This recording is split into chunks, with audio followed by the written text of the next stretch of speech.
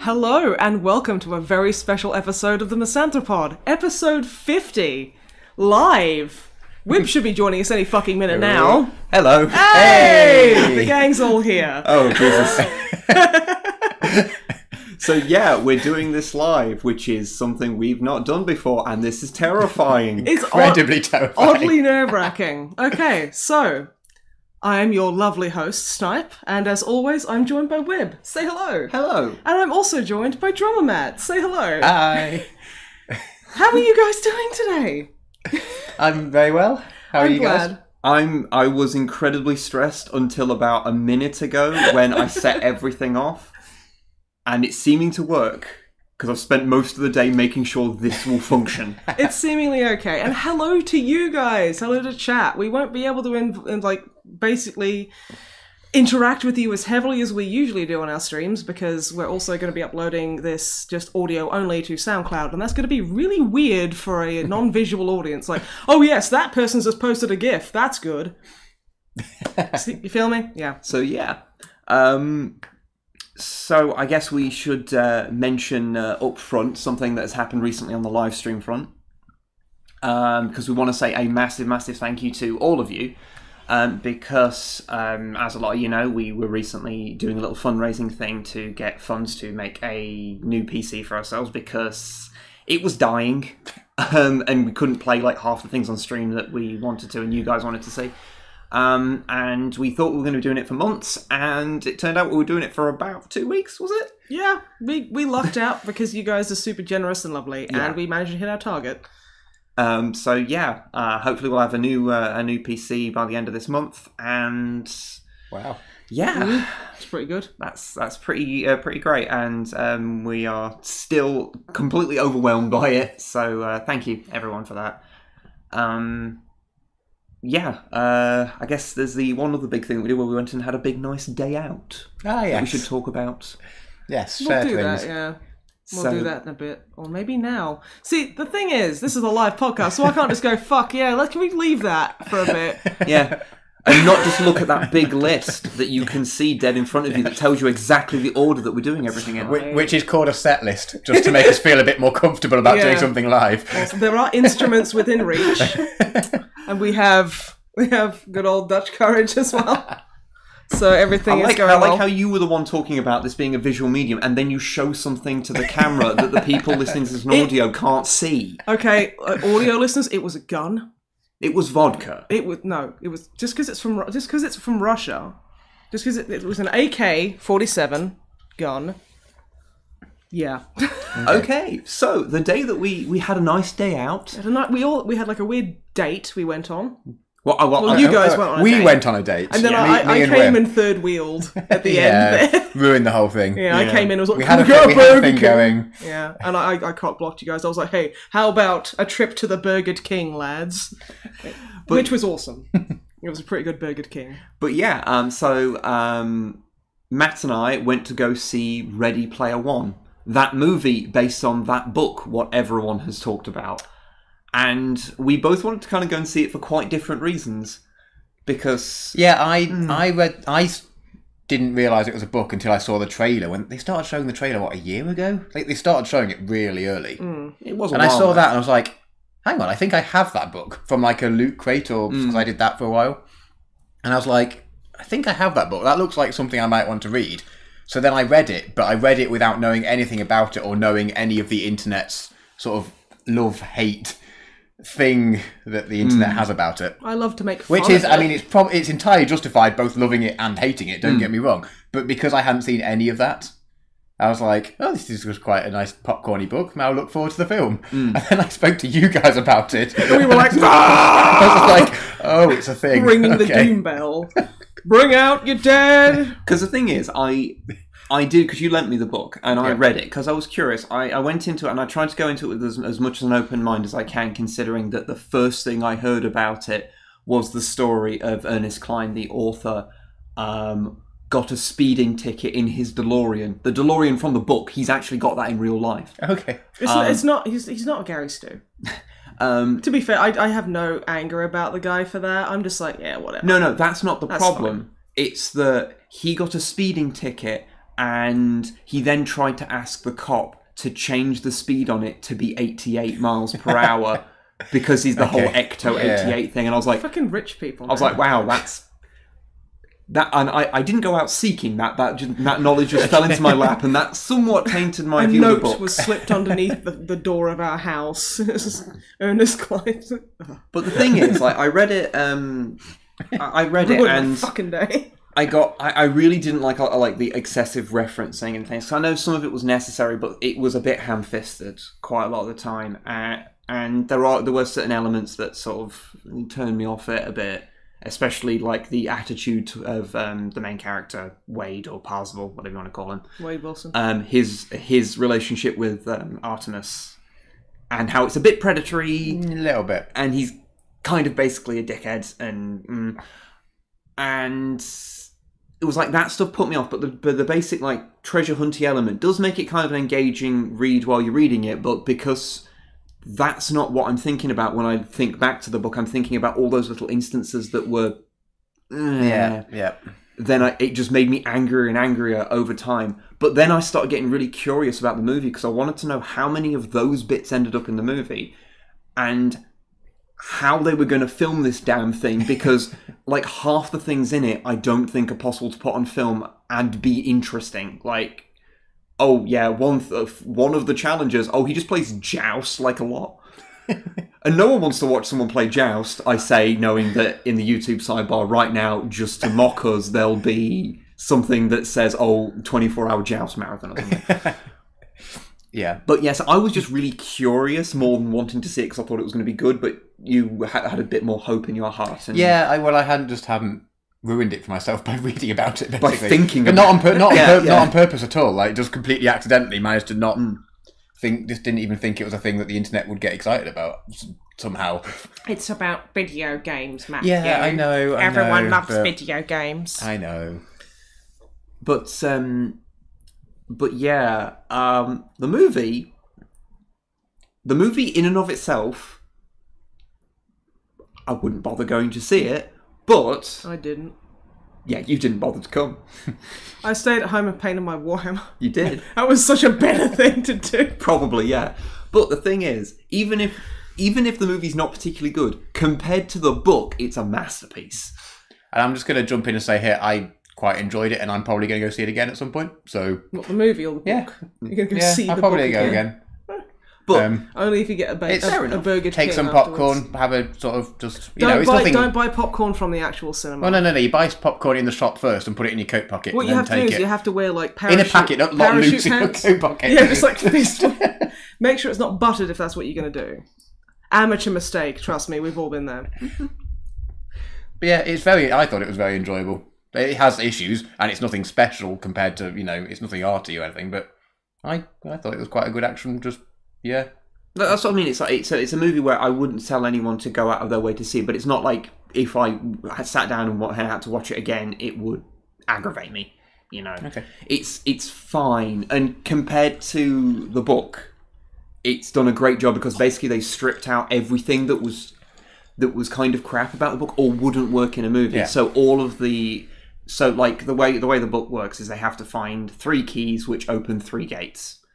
And so they have to pass. For the keys, they have to pass some test, and then that'll open a gate somewhere that they have to work out where it is, and then that'll be a test in there as well. I remember the last game I encountered doing that. Not the last game. The last game I played was Death Trap Dungeon. It's like you hear a clicking noise, like that's fucking helpful. Thank you. Yeah, they're quite but they've narrowed it down to just be 3 challenges that they just have to find, and it's like okay. That's not bad. The only part that I found really, really weird is that the book sort of ignores the dystopia it's set in, like, most of the time. So it's sort of a background thing. It's got to be set in a dystopia. But it doesn't really do anything with it. It has no commentary about this dystopia that they just kind of find, and it's just... To be fair, we kind of live in a dystopia and we're not saying anything about it. Not that much as of a... If it was that bad, we probably would be like, hey guys, isn't it a bit dystopic? Yeah. Bad. It's bad. Oh, it's bad outside, you guys. There we go. But yeah, they could have done something interesting with that. But the one part they actually, Ernest nearly does something with is that, and spoilers here, but I don't care. I feel like at this point you'll have either read it or you don't care. There's a character in it that, in real life, is like, because in the game they present as a white male, and they're not that in real life. And that's a twist in the book, and it does nearly get close to saying something about, how some people treat people shit. In the movie, that is completely gone over because, they're representing as a man, but the character is sort of not really a human. So it doesn't really have the same impact. However, the dystopia, they actually do stuff with. They actually have a little bit more to say about it. So it's like the one bit of social commentary that was in the book is gone, but the bit that the book probably should have had is in the movie. So it's an interesting mix. Weird movie. How any feelings that you have about it? No, I liked the bit afterwards when I got a Burger King. Yes. The Bacon King. It was delicious. We did go to Burger King, and I think that was the highlight of your day. It really fucking was. Yeah, so I went and I had a Burger King, and then we went to play Space Crusade. It was the best day. Yeah. Oh, it was so good. And the best part about that is I didn't see what Ready Player One.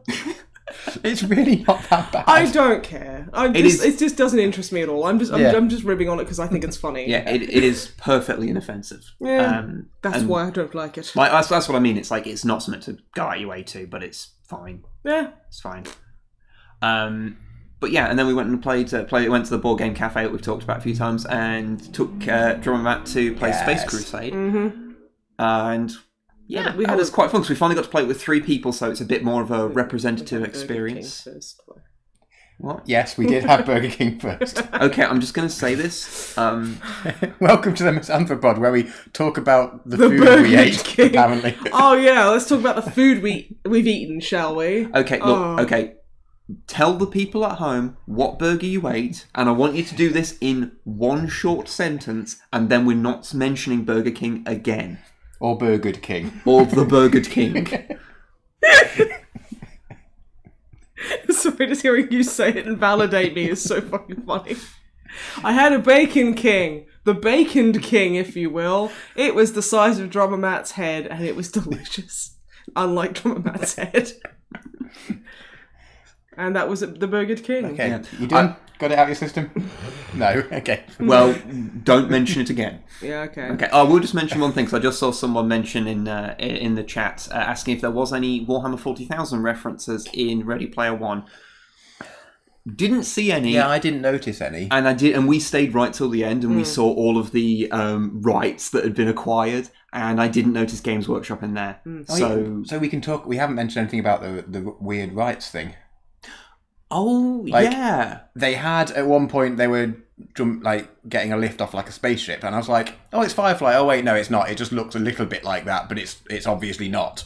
And then at the end, seeing the credits, it's like, oh, they had the license for Firefly. Well, it was obviously... But, it was a similar sort of style. Like, the engines were on the side and could, rotate and things. I mean, personally, I saw it and I just looked at it and went, yeah, that's just Firefly. But its engines were different, which was weird. Oh, there was a few other differences as well. The weirdest one is that in the movie... okay, so in the book, there's a bit where they all get giant mechs. And the mech that the big bad guy gets is... Mechagodzilla, more accurately, Kiryu, the Mechagodzilla from Godzilla Godzilla. Mechagodzilla from Yakuza Zero? It's Mechagodzilla against Godzilla or something like that. It's a weird title, but it's the one from the Millennium series, and it's the coolest Mechagodzilla.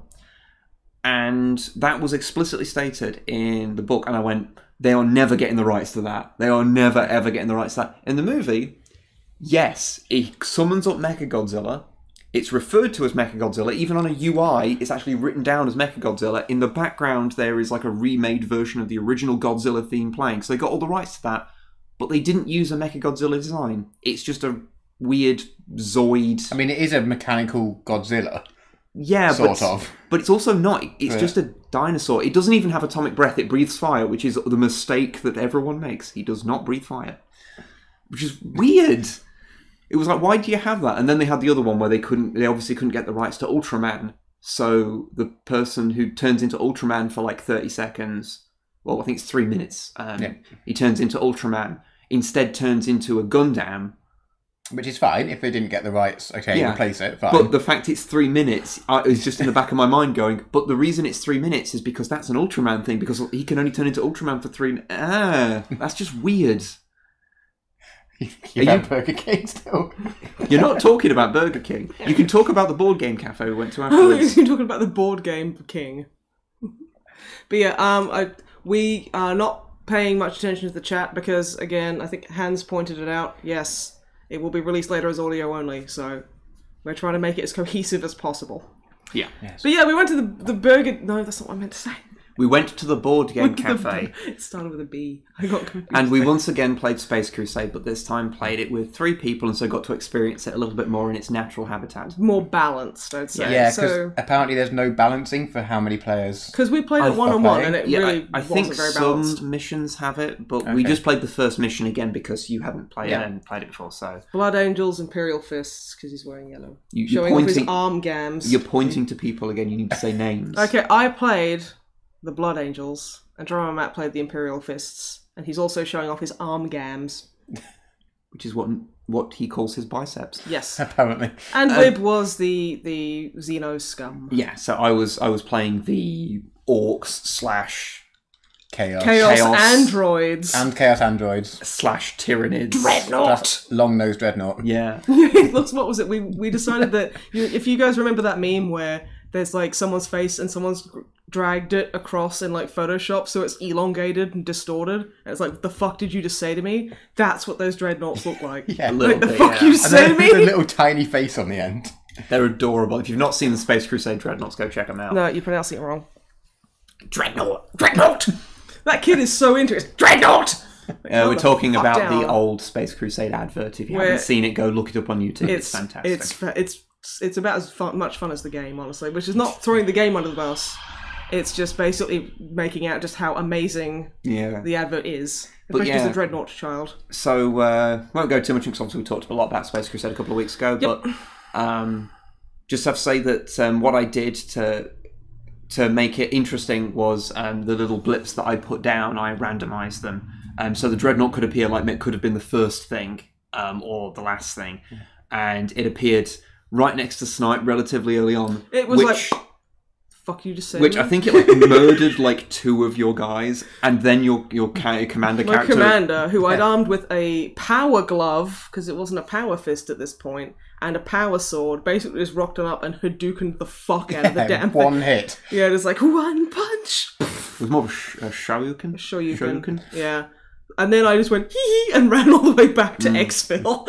And because even though all of your characters got murdered, all but my commander, yeah. But because you killed the Dreadnought and got the primary mission objective, you just beat Matt's points because apparently I get no points for doing more damage to a Grot than you did to a Dreadnought. Okay, so what Drummer Matt thought was a great idea. Grots in this basically have, if you like, they have like 2 armor or 1 armor. They have none. They have no armor. So it's basically if you hit, they're gone. Yeah, if you don't. You just don't roll a 0. Yeah. And then in the game you have like special equipment. Drummer Matt had taken melter bombs. Yeah, my commander guy had a power axe, which gives him bonuses in combat. Yeah. And melter bombs, which you can use to give you bonuses in combat. In close quarters combat. And you'd already taken down the Dreadnought. So I was like, I have no use for these melter bombs. Yeah. So I'm going to strap the melter bombs to the end of the power axe and then just go at this Grot. He got like all of his melter bombs. He ran across like the freaking room to this Grot, punched them into its mouth,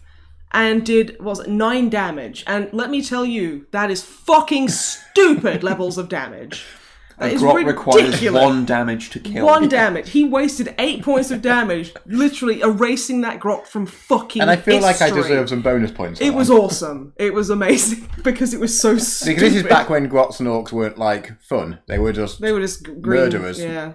Oh well, Space Crusade was released in like 92 or something. So that was by the time that that they were more fleshed out to be fun. They weren't like the weird ones where we don't talk about those. Yeah, where the Grots used to cut people's dicks off and staple them to themselves. Yeah, because I didn't mind like doing all that damage to him if that was the case. It wasn't that era of Grot. No, Stop wearing people's dicks. It's weird. Yeah, it's a thing from the Rogue Trader rulebook. Don't look it up. It's weird. It will fucking destroy your soul. But yeah, so a bit like Matt did to that Grout or Gretchen. What the? Oh yeah, are they Gretchens or Gretchen? Gretchen and Grot is just used interchangeably. Grout is a thing you put in between the tiles in a shower. That's the thing Drummer Matt brushes his teeth with because he hates toothpaste.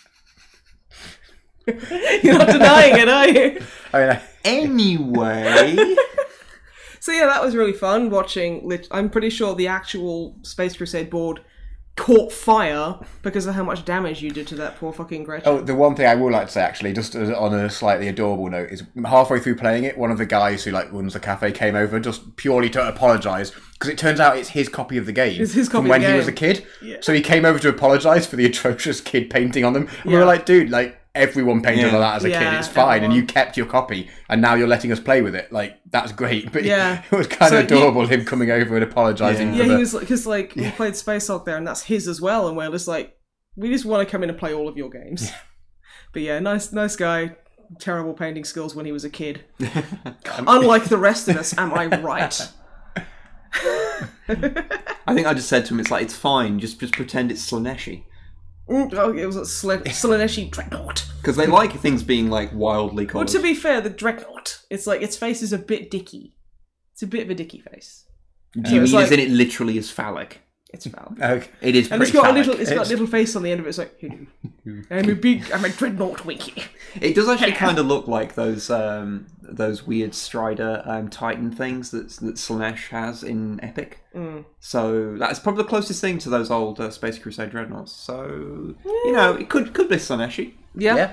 Yeah. We don't know. Yeah. But yeah, so that was our fun little day out there. That was a lot of fun. We should probably get to what we've been up to. Yes. As well. So Wiblet, what have you been up to, darling? I've been playing an absolute shit ton of Subnautica. Yeah, I know, because I can't look in your direction when you're playing it because it makes me seasick. Seasick? Wow. Well, it makes me motion sick, but Okay. it's to do with the sea, it's a so I'm sea. like, Okay. it's probably seasick. Yeah, no, so the game was, I'd just like to say, the game was gifted to us by, I think their name is Zernabog? I'm sorry if I've got that wrong. I'm remembering that off the top of my head. And we were going to do like a full Snipe and Whip play on it. The problem is that we were having like technical issues with our computer at the time, and it didn't record properly. And Snipe here got really bad motion sickness from it, so we couldn't re-record it. You are really just sitting there pouring wine whilst I'm talking. Yes. Stop. Right, okay. Salut! Fine. Anyway, so yeah, so we couldn't really do much with that because the footage wasn't recorded at the right frame rates. It was like at sub 30 frames. It was like 22 frames a second, so the footage was just unwatchable. And it had made you motion sick, so we couldn't re-record it. Nearly an hour's footage, an hour and a bit's footage we did. By the end of that, I was honestly on the verge of throwing up. I was really in a bad way. Nearly died. Terrible, honestly. It's the worst. But so we didn't want to make you do it again. And record that again because it's not worth getting motion sick. Like, if you know it's going to cause it. The thing is, people who feel like, just make her do it again. I want to see it's not. It's getting motion sick. I want to see her throw up. But it doesn't affect Walden me. and the Werewolf destroyed me. I had to go lie down for I had to have a 4-hour nap because I was so genuinely unwell. To be fair, I got ill after editing the footage from that because I was staring at it for so long. That fucking cheap shit bullshit game. But yeah. So what I did was I went and played it on stream just by myself, and so I played it for a bit, and then I've played it a ton afterwards. And if you don't know, Subnautica is a game where basically you're stranded on an alien planet in like an escape pod off a spaceship, and you've just got to kind of survive, like feed yourself by like cooking the alien wildlife. Like Greg. Wait, no. What? There was a Greg fish. Gary fish! It's Gary fish, yes. I like Gary Greg. fish. Not everything is Greg. But most things are. Some things are Greg. But yeah, the main game itself is mostly the survival thing, but what makes it kind of interesting, kind of pushes it above a lot of those games, is there is sort of a weird little narrative running through it. So as I've been playing, it's like been instructing me to try and find the other escape pods, and every time I get there, they're just wrecked. Okay. And I get various blueprints from them to be able to make more things. So like currently, I've got like a whole undersea base. Cause it's just a survival game. Yeah, like Minecraft under the sea. Kinda. Yeah, but with graphics. But with graphics. Yeah. I mean, yeah. I'm wrong. Yes, you are wrong. Jesus. But it's really good. Like I say, I've been playing it a lot, and yeah, some of these things that I've been going to, like, I've been revealing little bits more. Like there was a ship that was supposed to come and rescue me, and it's a little bit of a spoiler, but I'll give this away because it's like relatively early on. I swim out to this. Well, I actually I've got a weird little what are they called? Those little things that you can hold on to that have a propeller on them. Okay, like I don't know the word. Yeah, they propel you along. Yeah, propellers. They have propellers. Well, actually, they probably have an impeller in them. Actually, It's impala. It is not. It's like that antelope thing. No. Yeah, like a horny deer that just runs around like the speed of fucking sound. But underwater. Swimming around at the speed of sound. Got twiglets to nom. Got a. I don't know. I don't want to continue. I was going to. No, carry on. Carry on. You do it. Yeah, okay. I'll stop talking about the thing I'm talking about. You do this, right? Now I feel put on the spot. Yeah, you're supposed to. Okay. No, the Impala's rolling around at the speed of sound. It's got branches to nom. Gonna poke holes in condoms. That's what I was saying. So yes, let this be a lesson. Impalas, very untrustworthy. They love poking holes in Johnnies.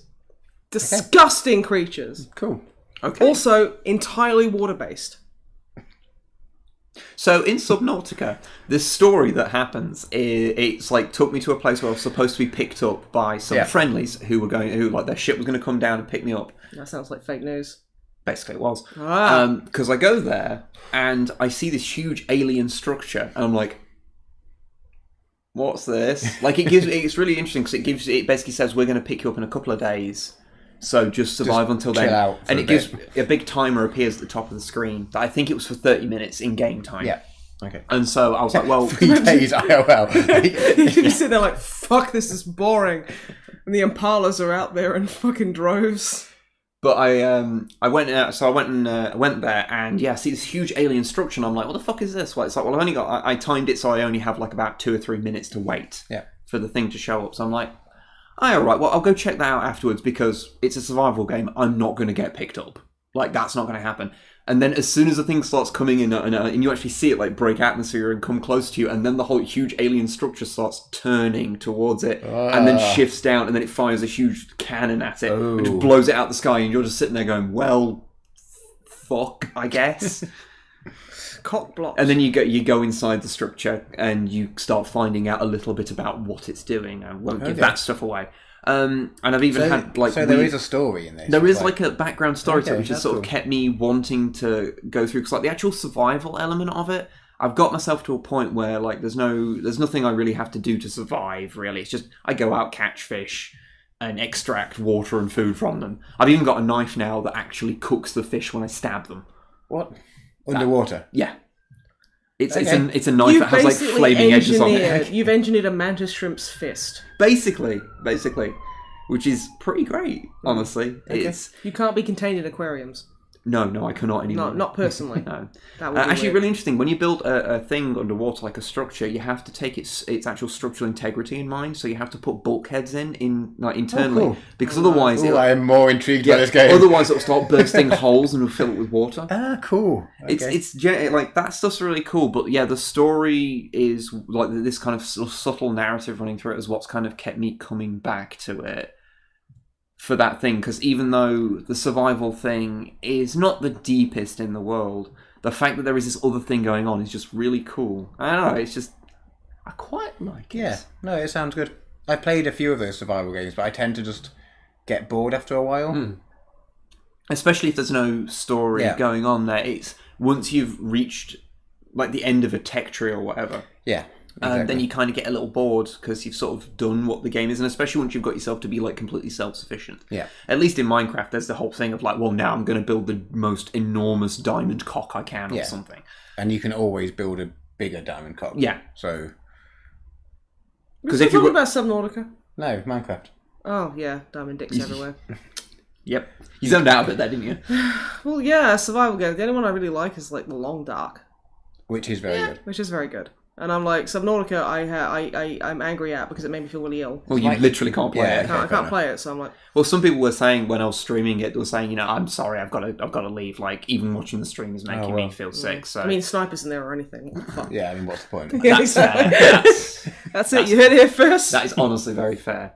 But yeah, so if that sort of game sounds good to you, then yeah, I can recommend it, but... On the downside, yeah, it can cause motion sickness, so it might be the sort of game that play it for a little bit, and if it makes you sick, return it on Steam. And I don't think anyone's going to blame you because within an hour you'll know if it's going to make you feel queasy. Yeah, so it's 2 hours for the Steam returns, isn't it? I think. Yeah, I believe if you play it, I think it's 2 hours. Yeah. Yeah, and because you can't. There's no point sticking with a game if it's going to make you sick. So. But yeah, that's really all I've done, apart from a lot of... Prepping for this. Prepping all for this. Day. Every day. Pretty much. No, just today. Yeah. Luke's been doing a really, really hard job, so everyone should tell him how and it seems to have worked so far. Yeah, well, people know what we're saying. They can hear the audio and see us on the stream, so that's really all we need. Yeah. But yeah, that's all I was going to talk about. So, Mr. Matthew... What have you been up to? So I'm going to front load this by saying I've been back in the UK for a week, so I haven't played Fallout for a week. so I'm getting a bit. You're getting the shakes. A bit shaky. Yeah. I've just ticked over 100 hours. Nice. I still don't have much to say. Talking about the tutorial. You know what? Yet. No one is going to get bored of that joke. I've said it every single fucking time. I think because I've beaten the main story of Fallout 4.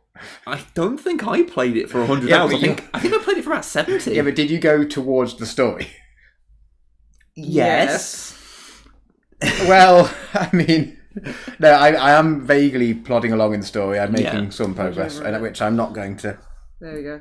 This way. You kind of got half ahead. Okay, this way. Come sit on my knee, darling. Do it for 6 So I'm not going to say, just in case people haven't played it and want to, but I'm definitely it feels like I'm making progress in the story. Yeah. Well, as long as it feels like, that's the thing, so it doesn't matter how much time you dump into it. In fact, it's probably a good thing that you've been enjoying it. Well, so exactly. much. I can't remember what I paid for it, but my value for money on it, like, there's not many other games that I've done more than 100 hours on. Yeah. Like, even GTA 5, I think I finished that in, I did put about 50 odd hours, maybe.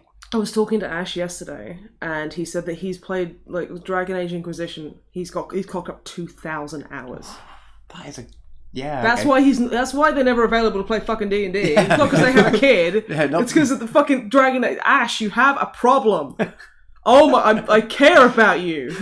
I think even between us, the most we've racked up on a game, apart from World of Warcraft, of course, is it's about 2,000 hours on TF2. But I think between two people. I think it was actually 1,600 hours. If I think about what it is. So between you've played less TF2 than he's played. Yeah.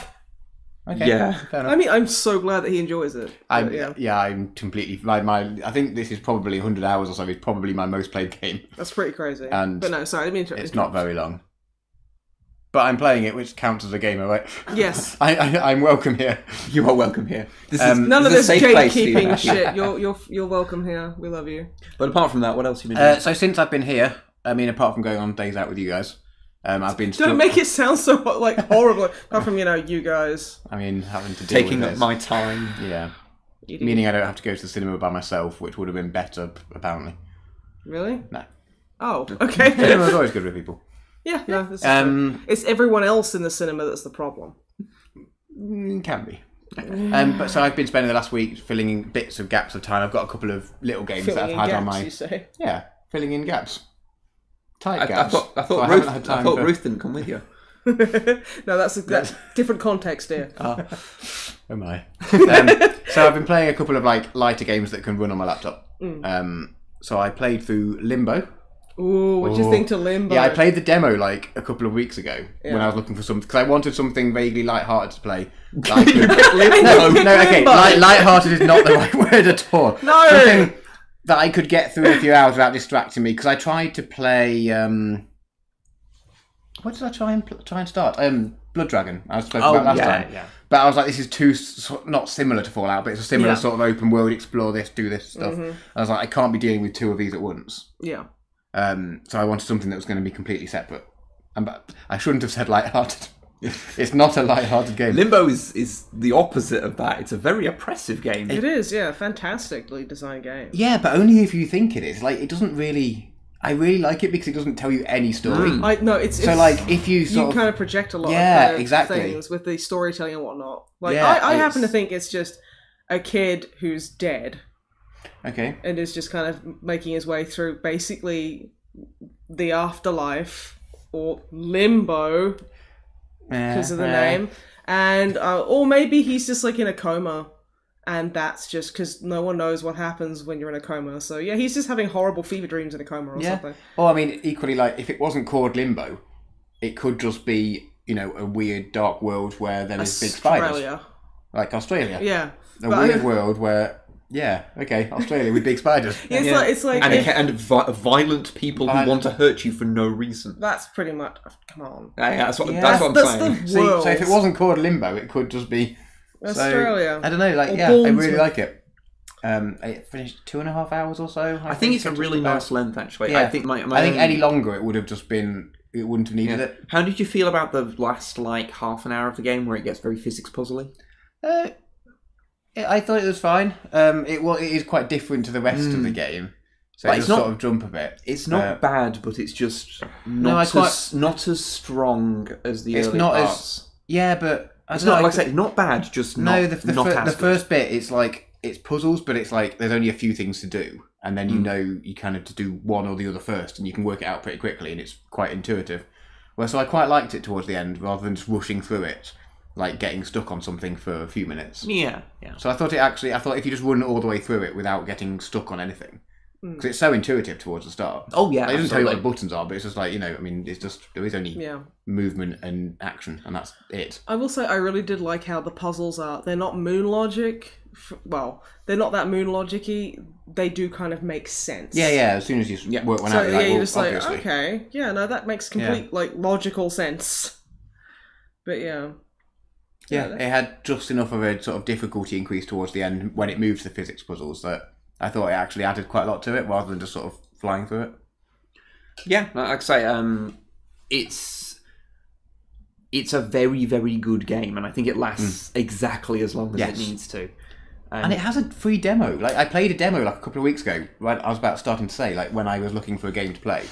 I found the demo of it, and I was like, I'll just play that, see how long it was. And it's only 10, 15 minutes or so. Well, to be fair, that'd give you a good bit of a slice. Exactly. But it's just like, as soon as I played that, I was like, okay, this is great. Like, I'll add it to the wish list, and then it went on sale the week after, conveniently enough. Nice. Although it now turns out that I have previously bought it in a Humble Bundle at some point. But, like, you know what? You like it so much, you gave them more money. I accidentally gave a bit of extra money to charity. I mean, it's not the worst thing to have done. Yeah. Because I wouldn't have paid much, like, on whatever bundle it came with, I wouldn't have paid too much for just that one game. Yeah. So it would have been pennies probably for that game. But like, if anything extra goes to charity, that's a bonus. So that's fine.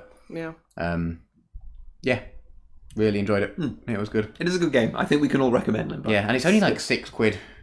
I'd say it's an incredibly good experience. Like, and you want to support some indie devs, fucking go for it. I don't think it's the game that I'd want to play more than once, though. No, it's definitely a one playthrough kind of thing. How long would you say it lasts? Maybe 2.5. It is like 3 hours. Depends if you do get stumped by some of the puzzles. Yeah, it is about 2.5 hours. I think that's a you pretty could probably good do it if you knew what you were doing or were better at games. You could probably do it quicker. Which let's be honest, anyone listening to this is better at video games than we are. If you weren't just crap at everything like we are, like podcasting, Yeah. Yeah. Yeah, highly recommend, especially if it's on offer. It's a complete no-brainer. Like, just because of the brainworms. Yeah, brainworms. They were fun. They were horrible. The thing is, like, they weren't particularly gross or anything. It's the idea of it that freaked me the fuck out. Did not like them. So good job. But they get eaten, so it's fine. Yeah, they do. The other one I started playing just completely by accident a couple of days ago, because this was another Humble Bundle one where I looked at what was on at the moment, and just in the like lowest tier, the cheapest stuff that you don't have to pay much for. One of them was Mini Metro, which I heard someone, I can't even remember who now, say, oh, that's quite a good game, like the day before. And I was like, okay, I'll just put in like $1 into the Humble Bundle just basically to get that one game. Yeah.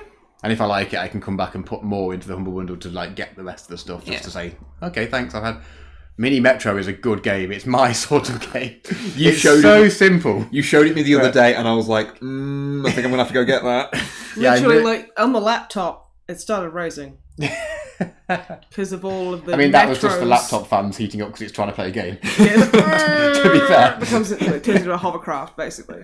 If anyone doesn't know, it's basically like, it starts off, it's like a subway or metro or underground map, depending on where you're from. But your transit system in a city, and you start off with like 3 stops, and you just have to draw a line between them to create subway lines, and then that's it. And then the map ever so slightly, like slowly, zooms out to reveal more stuff. To be fair, I've been playing this game for years. It's called MS Paint. You draw a bunch of lines and then pretend trains are happening. Apart from trains are happening, and then when the trains move, the soundtrack is the train. Every time the soundtrack is amazing. Every time the trains move, they sort of go boom, boom, boom, boom, like that. We have a bit of different pitch. How do they go? Boom, boom, boom, boom. That was really good. But a slightly different pitch, but not, so they create like a chord when there's multiple ones going together. Yeah. And when people hop on or off basic. the trains, and the sort of soundtrack builds up as you're playing, and it's like, this is really pretty. That is a really clever idea. Yeah, and I'm really bad at it. There is like daily challenges. There's all the maps you can do anyway. And then there's the daily challenges, so it means everyone's coming on and doing the same one, and you're rated by like how many people you've got to move around your city before you like get a game over. And like I've been doing it, and I've been consistently getting in like the bottom 20%. Yeah. I've played quite a few games of those, and all they do is make you feel bad. Yeah, and it doesn't even look like, because quite often, like if you get a mobile game, it's like that. You look at the top, and the top score is like 99999, and it's like some garbled name. It's like, well, you're obviously not. and they've done the whole racetrack in like 3 seconds, and you're like, oh, it's something, and they're like, Yeah. well, that's obviously not real. Whereas this is, it's like they're all higher than me, but it's not like ridiculously high. So it's like, oh, that is real. The people are just better at this than me. Yeah. God, that reminds me of Sniper Elite 4. They have online leaderboards for those kind of things for like the single player missions, I think. And there's like multiples at the top one, which is like, oh yes, in the training area, so you go in with like unlimited ammo and just try a gun out on some targets or whatever. And it's like, this person in 2 seconds hit nearly 100,000 targets dead on in the face. I'm starting to think there might be, some people who are not doing this 100% legitimately. I'm also beginning to think that. I remember looking through it and just being like, this is showing, I am not special in the way that I have access to this information. Every fucker else does as well, including, presumably, the people who fucking made the game. Maybe this isn't entirely above board. Maybe. I mean, I don't know. What the fuck? Maybe they've just got a really good gun. Yeah, there's a gun. Basically, there's a gun that literally just, you fire it and it just destroys the universe. Secretly, you can unlock the BFG in it. Like, you just never found it. Yeah. It's like an Easter egg. I wish. But the nice thing is, this doesn't seem... I mean, not that comparison thing matters. It's just an extra mode. You can just do it to compare. You don't have to at all. Yeah. No. But, I don't know. I think it's a sign of a good game, or a game for nice people, if you can look at a leaderboard and it's not, like, completely full of things like that. Yeah. So I'm going to say everyone who plays Mini Metro and likes it is a nice person. That's what I'm going to... Possibly myself excluded. You should start at minimetrodating.com.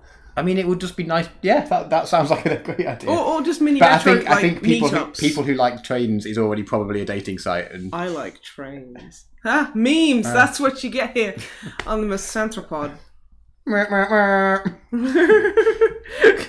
get the camera! I could have set up some kind of soundboard to set up. We spent the whole day trying to get him to make explosions happen. He wouldn't do it. He would not. He said he had important things to do or something. Like, I don't know. As if explosions aren't important for a live thing. Exactly. As if explosion foley is We not are the most not important going thing to be some trash tier radio. I mean, we're kind of doing it by accident. Yeah, that's fine because we're trying to be better. Okay. We are trying. That makes it worse if we're trying. We aim high. We aim high. Fail hard. Look, we aim high. Fail hard. Bad girls do it That's well. how we do it. Okay, sounds fair. Aim high, fail hard. I think might have to be the new motto. Of the Aim hard, fail high. aim hard, fail high. Okay, that's what I thought he said. It's not. Aim hard, fail high. Matthew, what else have you done? The last thing I wanted to talk about is... What have you done? What have I done? What have you done? So moving away from video games slightly to... I went to a local board game club meetup thing. Without us? Without you, yes. I have other friends who like board games. No, you don't. You don't have any other friends. And I went by myself. Just like we don't have any other friends. You're our only friend. Anyway, we played... well, first of all, we played some circus game, which was really good, but I've spent the last... Before we started out, half an hour on the internet trying to find what it was called, and I have no idea, so I can't talk about it. It was really good. You can't talk about it because you've been... I assume it was a Kickstarter game, knowing the guy who brought it, but who knows what that's called. But the other game we played, which someone else brought, was the new Firefly board game. What is that called, like? Firefly Adventures. Firefly. Firefly Adventures. Firefly Adventures, and it's subtitle is Brigands and Browncoats or something, which I think they'll bring out other games in the Firefly Adventures series or something, maybe. I don't know. Oh, so it's sort of thing that might have it'll have expansions. Yeah, well, at the moment you can only play as 5 characters. Okay. And there's obviously more than 5. But basically, it seems like it's alarmingly similar-ish to Space Crusade. Oh, okay. You have you set out a board, and Space Crusade, you've got 4 boards of 10 by 10 squares or something, and you can put them one way up or the other to make the map. And you do that in Firefly. The great thing is that the box it comes in becomes part of terrain, and a bunch of all of the trays for all the different cards and tokens and things in the box you take out, and then they become other buildings as part of terrain. Doesn't the whole bottom of the box just become a building as well? I was saying, the That's whole cool. bottom of the box becomes a big building. And it's similar, it's you'll move each turn, you move people around, and then you're just doing some sort of misbehaving. So you're going to either Because the that's what mission you we got to did aim was for, like really. yeah, exactly. Yeah. The mission we did, we had to go in and like hack a terminal, and there's baddies wandering around, and you can either sneak through or you can. But it's like a sort of skirmishy type, Necromunda sort of. You're playing as like 5 of the crew against 5 baddies. Can you play as Jane? More. You can play as the characters in it is Mal, Wash, Zoe, Jane, and Kaylee. Okay, And so you can't play as Zanara or the Tams. Not yet. I think there's expansions coming out. I think they I want might to play as already Book be because announced. he was awesome. Yeah, surprisingly awesome. So fucking cool. You know what we should do after the podcast? We should just watch Firefly. I mean, that's fine. Me and Ruth went through and rewatched it about a month ago, and I'd happily rewatch it again. It's so good. It's like when we moved in the flat and we didn't have any internet or anything, and we were basically just sitting here on our own going, we're in a strange town. The fuck? I just watched the entirety of Firefly and then Serenity, and I was just like, Yeah. take my love. Beautiful. I like how you communicated there at a pitch that the microphone will not pick up. I have just pissed off every dog in a 40-mile radius, though. You are truly a master of doing things on the podcast that people can't hear. Yeah. Yeah, well, people can see that I just flipped you off. Yeah, but they can't hear it. That's the point. Is the board game good, Matt? It is good. There's a few little bits, so it's like the one of the main mechanics on it is that on your turn you do like a couple of actions, so that's no big surprise. You can move and shoot, or move twice, or whatever. But each action you do takes a certain amount of time, and then when you do it, you move yourself up the time tracker around the side. That sounds like so it means that if on your turn you do like a load of long actions, the other guys, including the baddies, might get more turns before it's your turn again because you're doing actions. So everything sort of stays in sync time-wise. Okay. And it's like, rather than just taking turns, it's like, yeah, I haven't really seen it before in a board game. Like, it's almost similar to like, yeah, you were saying it's like similar to some Final Fantasy type. So it's sort of turn-based, but also time-based a bit. Yeah, like some actions, because some of them aren't just a strict like turn-based thing, like you're this fast. Some of them, your actions will take longer to like refresh afterwards. Yeah, so it's a really simple mechanic, but it's really, really quite nice. Yeah, I mean, we've only played the one mission, but I have since bought it, so I'll bring it round. Well, yeah, bring it round, like, and we'll play it, and then we can speak about it next time. In detail. Yes. In detail. But from the one thing I played, it was, I mean, the first time we played a board game, we broke all of the rules all of the time. We won, but I don't think we deserved to. That's the case any time. To be fair, that's how we play D&D, and you sit there and go, you didn't deserve this. But numbers-wise, I have to let you have it. Yeah. We'll get onto that later, but I rolled a lot of low numbers. D&D is coming! It's good. It's a good fucking bit of D&D we got. But yeah, besides the 2-day-long drive home, that's me pretty much done for the last 2 weeks. I'd just like to point out, someone just said that in the game you should play as Wash, and then you get a bonus to spear storage. Okay. No. That is not okay. There is a bunch of too soons written Too after it. soon. I mean, it will always be too soon. Yeah. No! I might have to leave and go for a little cry, and then I'll come back later. Let's have a cry. Well, it's okay because that's everything of you, isn't it? Yeah, that is. Now That you is. can go I'm cry. just going to sob to myself. Yeah. Everything you'll ever like have to a say tissue? about anything ever. That's all of it. Yeah, and now we're going to cry. Yeah. So Snipe, Yeah. what Snope. have you been up to for the Snope. last? I'm down on the list as Snope. Yeah. Yep. It's fine. A friend of mine, my waifu, she calls me Snapples. Snapples. Yeah, it's really cute. I love my waifu. But yeah. So what have you been doing in the last 2 weeks? Well, I've just been playing a fuck ton of Vermintide.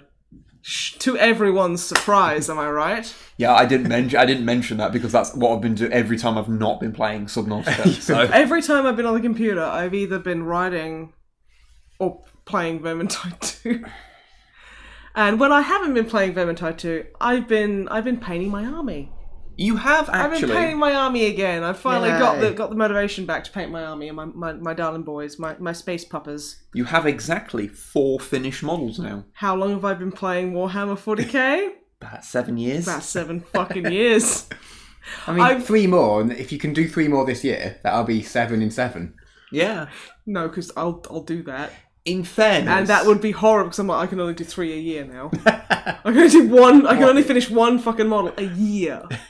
in fairness, you have got like nearly all of them up to like a basic tabletop standard. They're not like unpainted. They're not like undercoated. They are all. They all have the basic. At a glance, they pretty much look finished. Yeah, but like if you look closer, you'll notice that the visor, the glass in their helmets haven't been done, or like edge highlighting is missing, or the shoulder pad, their company marking is missing, or their pack marking is missing.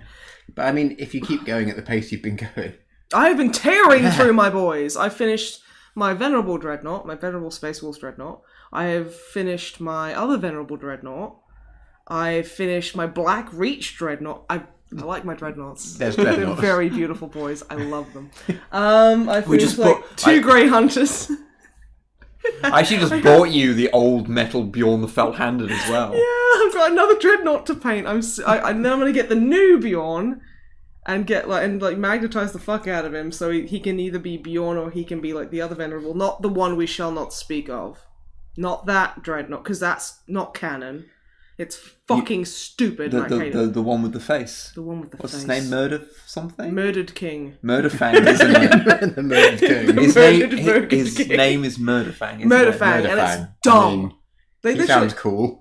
No, it's not cool. It's really stupid. It's really fucking stupid. There's 2/3 things I hate about the Space Wolves. No, 4. Which is 1, the Murdered King.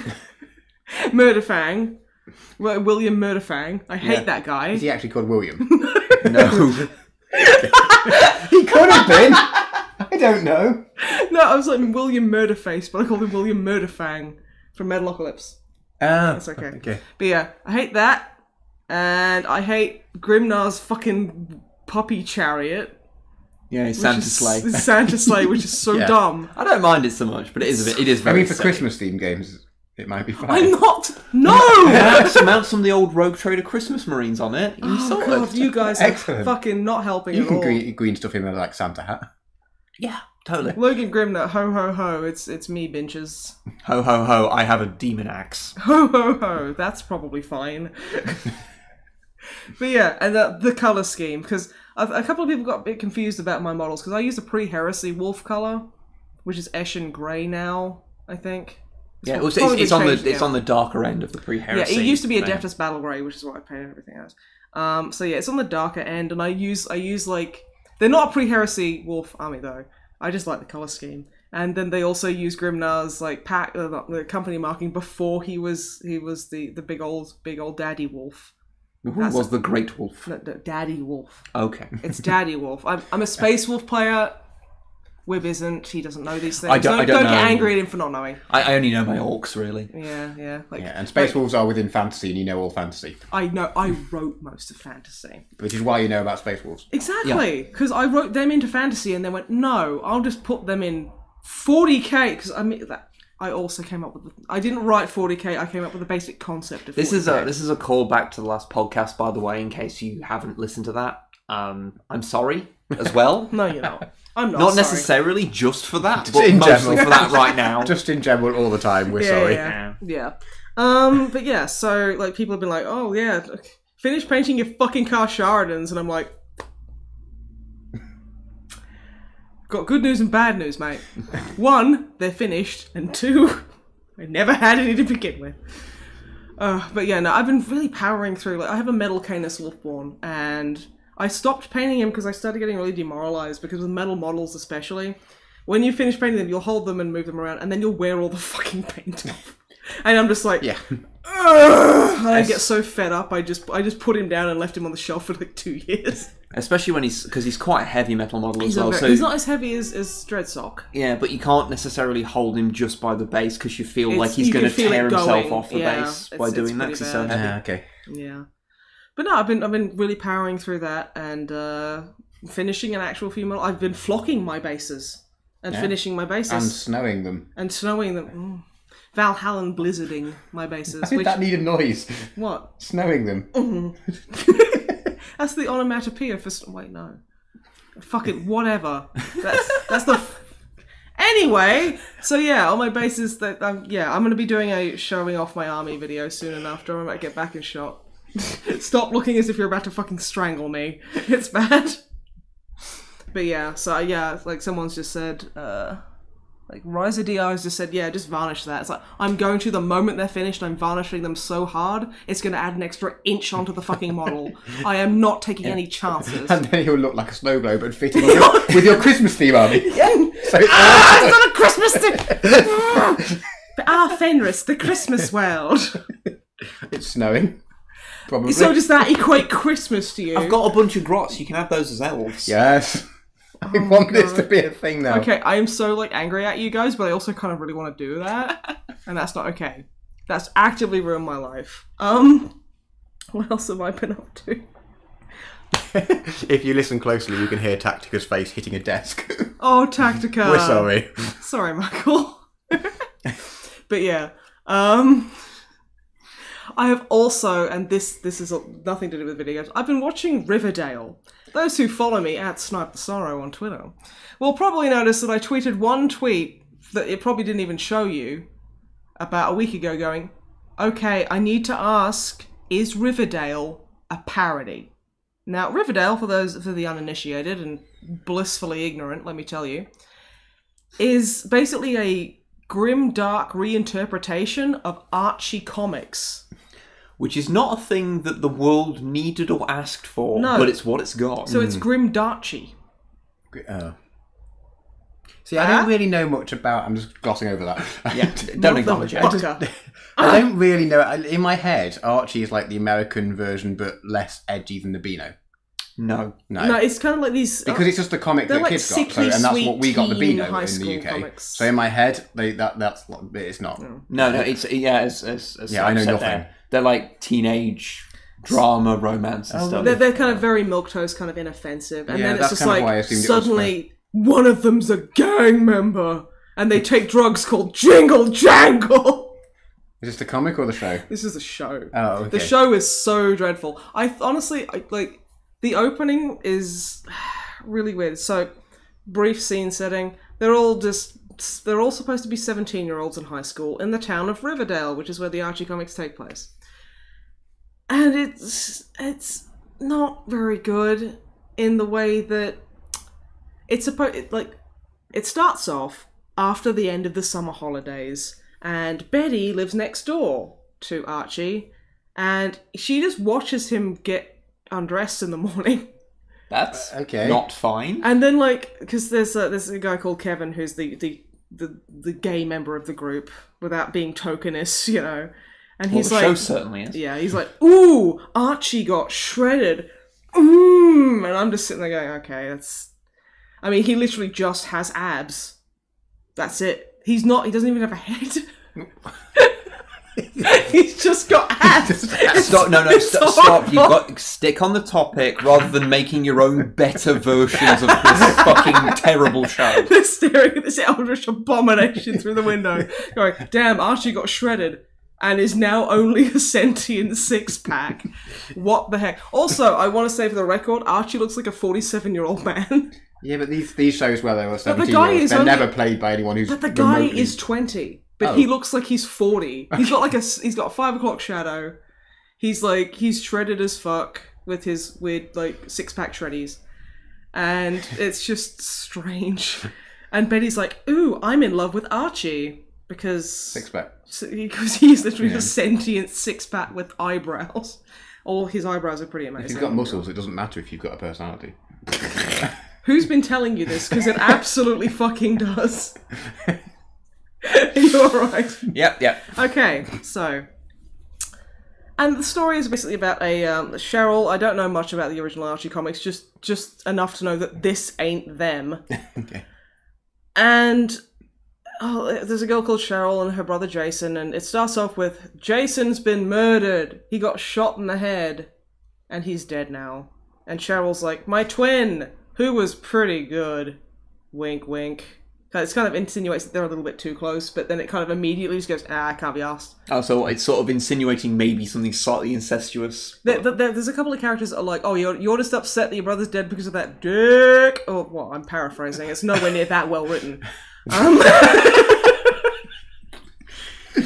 I'd say you were exaggerating, but I've seen some of the show and you're not kidding. Yeah, no. And it's like, the thing is, I'm really tearing chunks out of it, but it's literally just like Coronation Street for like teenagers. It's Dawson's Creek. It's Dawson's or... Creek. Okay. It's just the way it is.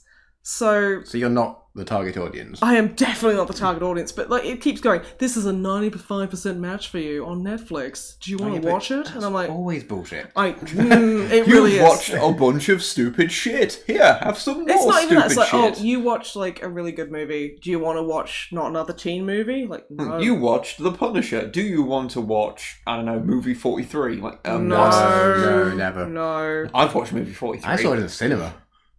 Why? It was free, in my defence. It was not worth free. It wasn't worth free, but I didn't know in advance that it was going to be what it was.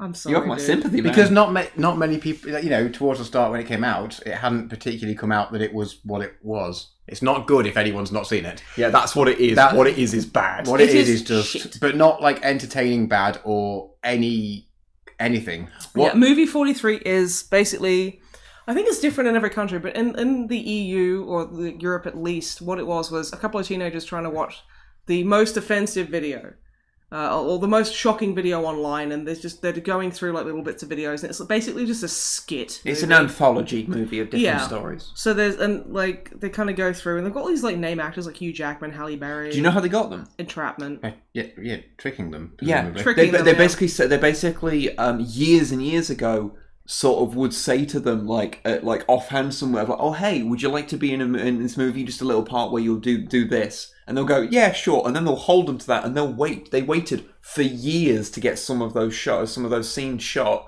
Like basically like any other producer would have said, oh they're not interested in doing it, we'll get someone else, but no, they waited so they'd have the star power. Like it was, every part about it is terrible. Yeah, it was pretty gross, and like a lot of the comedy skits aren't funny. Well, what they do is they take like a thing of like the one with Hugh Jackman. I'm sure you all guys won't mind spoilers. He goes on a blind date. No, don't watch this movie. It's fucking awful. He goes on a blind date, and he sits down. He's obviously a very handsome man. He's very well spoken, very nice, and the lady he's talking to is also very nice and lovely. Is it Kate Winslet? I think it might have been. She's in it, I think. Yeah, and he takes off his scarf, and he's got a pair of balls hanging off his chin. And it's like, this is Chin Bullion, because from Men in Black. A Bolchinian, fucking whatever. And like it goes on for so long, and he's like eating soup, and he's dunking his fucking balls in his soup, and it's like the whole joke is she's like, that's weird, but he hasn't noticed it's weird. That's pretty much it, and it's like it's not even really funny. Well, I think I've made it sound funnier than it actually was, because it was about as funny as getting a root canal. Because the thing is, describing the scenes dryly lasts about 30 seconds, whereas they're each about 10 minutes long. Yeah. So a dry description removing any attempts at comedy from it are already funnier, because what happens is the joke happens in the first minute, and then 9 minutes passes of it hammering that same joke into your goddamn skull. There's that one that does it the worst, I think, where it's the kid being homeschooled. It's Liv Schreiber is like the dad. Oh yeah. And it's like a 15-year-old kid, and I can't remember who the mum is. And they're just like, well, we're homeschooling our son, and we want to give him the authentic high school experience. So they start just outright bullying him, and then the mum starts like basically being the hot girl who's into him, and it's really creepy. Mm-hmm. And then it's like, aren't they talking to like some other parents? Like, oh yes, we homeschool our kid, but we tease him and we make fun of his junk and stuff, and to give him a normal high school life.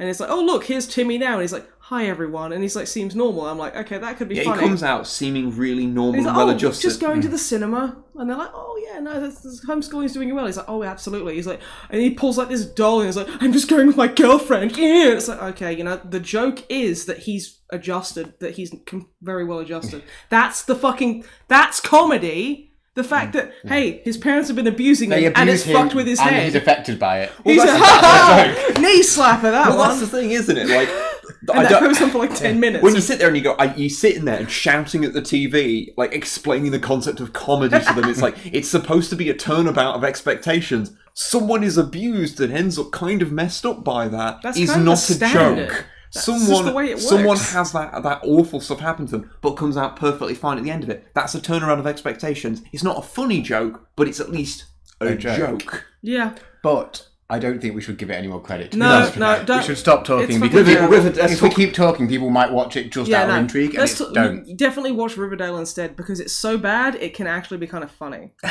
So, where do I even fucking begin? I'm going to give you a brief history, a brief kind of rundown, because everyone loves my summations that are fucking all over the place and terrible. Alright, see you in half an hour. Motherfucker, you get back here. And then I'm going to point out stuff that's done really fucking badly or just really fucking stupid. So, this guy is murdered. They're all like, who done fucking murdered him, yeah? I'm paraphrasing. That's basically what the whole town is like. It's an American show. It's an American show. And that's what really struck me as strange. Everyone's just like talking like a chaff. So it's just like a season of just everyone kind of going, is it that guy? Probably not. Oh, well, what about that? Nah. And then, like, the teenagers all want to do a fucking on each other because teenagers... Well, to be fair, that's the most accurate thing in the show, is teenagers are just, like, they're wound up to fuck all the time. Hormones. Horny and angry, basically. Those are the only two settings. Yeah. Really, yeah. And, like, there's, like, Archie, like... I can't remember if that's the first one. There will be spoilers, by the way. Ooh. Insinuating that you couldn't see this shit miles ahead of where it's coming. Insinuating anyone gives a shit. Yeah. And like there's Jughead, whose dad is in a gang, and he's basically the fucking, what is it, the platoon / Joker guy. So, you know, like, war is hell. This place is hell. I hate it already, and it's only been a few hours. It's literally what Jughead does. He's the narrator, basically. So the poet, so the tortured poet. The tortured. Oh yeah, you can tell because he wears this stinky ass fucking hat all the time, like his comic counterpart. He wears a yucky butt hat. I don't think Jughead wears a hat. He does. He wears like a little Christmas hat. Yeah. Oh yeah, and they change it into a beanie.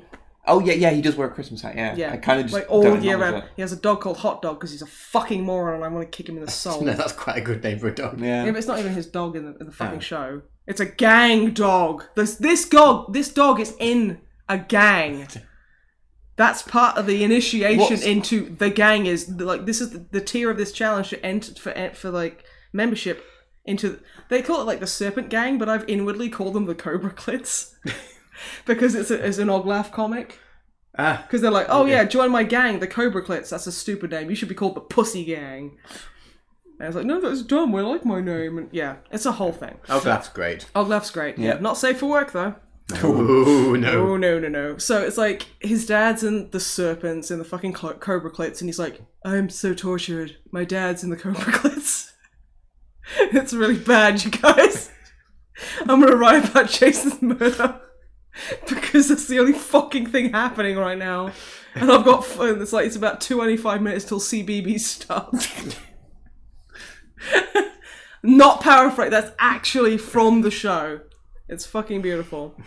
And he's just basically wandering around being like, I'm a loner. I've got no friends. And then Betty's like, hey, I want to be friends with your dick. And he's like, yeah, alright. That's fine.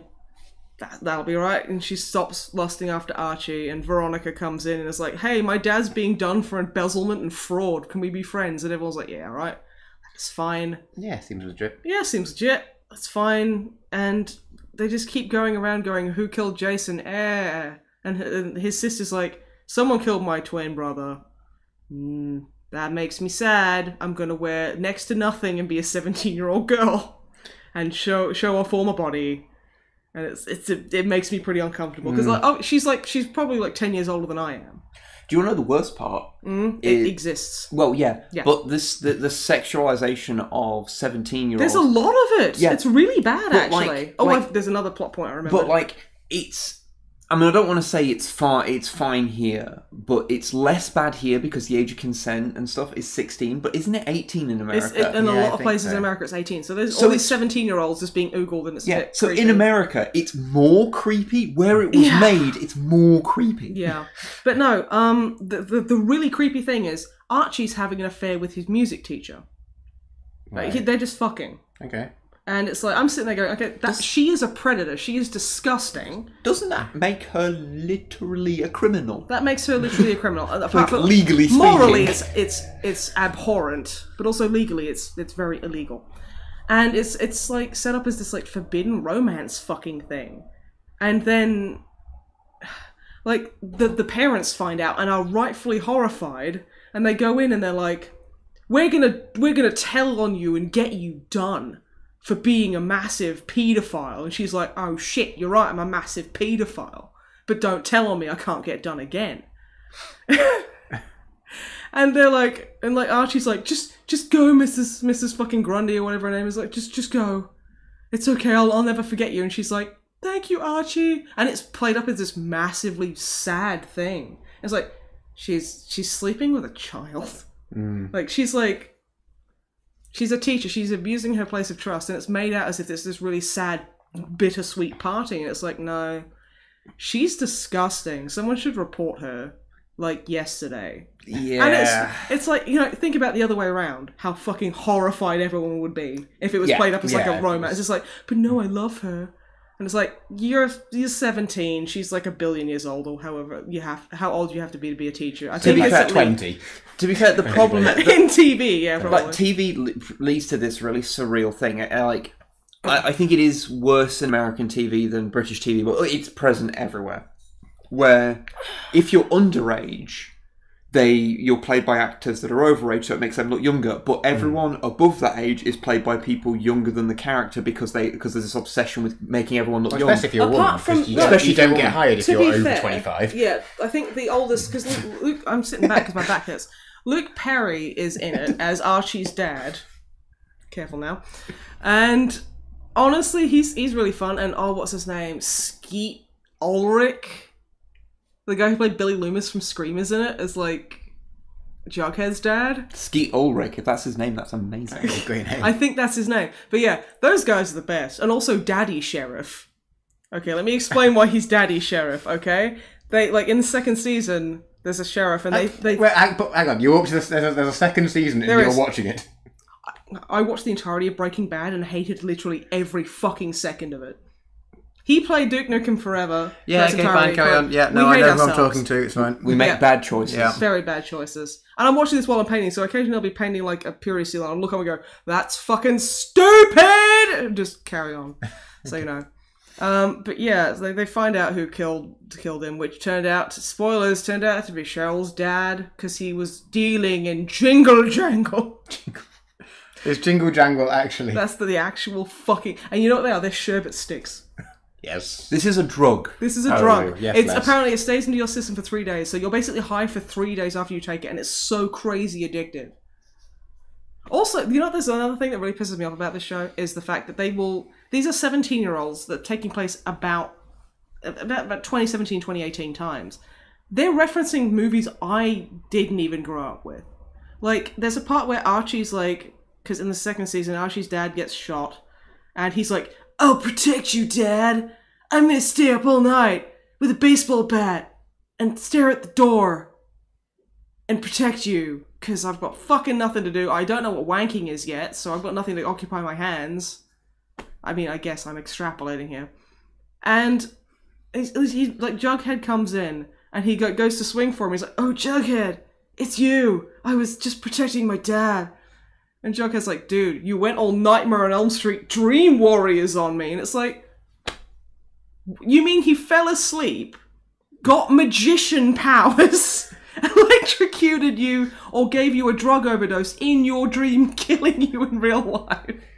Because I would love this show if that was what happened. The really messed up thing is, like, you said something, what was it? You said, the Candyman showed up in it. And I had to stop you and say, no, do you mean the actor that played the Candyman, or do you mean the actual Candyman? Because the thing is, Archie Comics is in canon with Sabrina the Teenage Witch. Yeah. So... Which they're rebooting, on a side note. But they're rebooting in a sister show to... Yeah, it's a Oh, really? Yeah. Oh, okay, I'm less excited now. Because Salem's going to be like, I kill things because I like to see them die. I do hope... Jingle Jangle, Sabrina. No, seriously, it would be amazing if they did it with this, like, overwrought, overdramatic teenage bullshit, but Salem was still played by the same guy. With the same lines of just like... Yeah. That would be amazing. So I had to, like, questions like, no, do you mean the actor, or do you mean the actual Candyman? Because it could be either. So no, it was. As I think someone in the chat mentioned earlier, also Archie did have a crossover with the Punisher at some point, I think. So, you know. Right. Please, John Bernthal, please. Please, I want John Bernthal to go in and just kill them all. That would be the best fucking... Oh my god. So how would you sum up Riverdale for people that may potentially want to watch it? Very badly written. It's got that trope of there's a name for it where the story, like the peril would never happen if any character wasn't a fucking moron. Any romance story? Okay, ever? But yeah, like it was a very soapy kind of. If someone just went, "Hey, this is this," then literally every bit of drama. Can I just go to the pub for a bit and then and it's like, do you want to go just chat about it? All right. Everyone looks way older than they should be, but they focus on them fucking really like all the time, and it's really unsettling because it's like these are 17-year-old kids. In the latest episode I just watched, which made me rage quit, one of them tries to join the gang, and in order to join the Cobra Clits, you need to take care of the dog for a week. I think really they just needed someone to look after the dog. Take care of the dog. No. As in, like, take care of the dog. No, as in you get given a dog to just look after. Why is that a challenge? That's like the best thing. I mean, that's great. I would be a member of so many gangs if it was just take care of this dog for a week. Yeah. Here, And do then you want this dog? Cool. Yes. But yeah, and then you'd accidentally be in a gang, but you'd have a dog, so fine. Yeah. So one day, if that was like a thing, I'd expect you just to come back like every week with a new gang tattoo. Yeah. Worth it. I got to pet a dog all day. It was great. Come back, you got like the teardrops on your eyes. But I had to kill 2 men to pet this dog, and it was so worth it. But yeah, so and like you see one of them go through it where he has to take care of a dog for a week. And then he has to, like, get bitten by a de-venomed rattlesnake. And then he has to, like, fucking get punched in the stomach a lot by people. And it's fine. And he's like, yeah, now I'm a member of the Cobra Clits. And then his girlfriend is like, I want to be a member of the Cobra Clits. And they're all like, there's a woman behind the bar who's like, if you want to be a Cobra Clit, you got to dance on the pole. It's really sexist, but go dance on the pole. And then she's like, I'm gonna go dance on the pole. I want to be a Cobra Clit. I like how the show like acknowledges the problematic nature of it, but then just does it anyway. That's the thing. That's what it does. It's really strange because you can see it's trying to be progressive and quite intellectual, but it just can't pull it off at all. And like she shows up to the Cobra Clit's, I don't know, basement or whatever it is, where they all do karaoke and play like Smash Brothers or whatever. And she brings like a karaoke machine. And her mum, who used to be a Cobra Clit. Okay. So she goes in, she's like, hey, Cobra Clits, get me a tequila. And then she pounds the tequila and gets her daughter a drink. And then, like, because Archie and Veronica are in Adam at this point, and he's like, Veronica, I said I love you, but you didn't say it back. And now I have feelings that are bad. And Veronica's like, okay, let's make this a problem.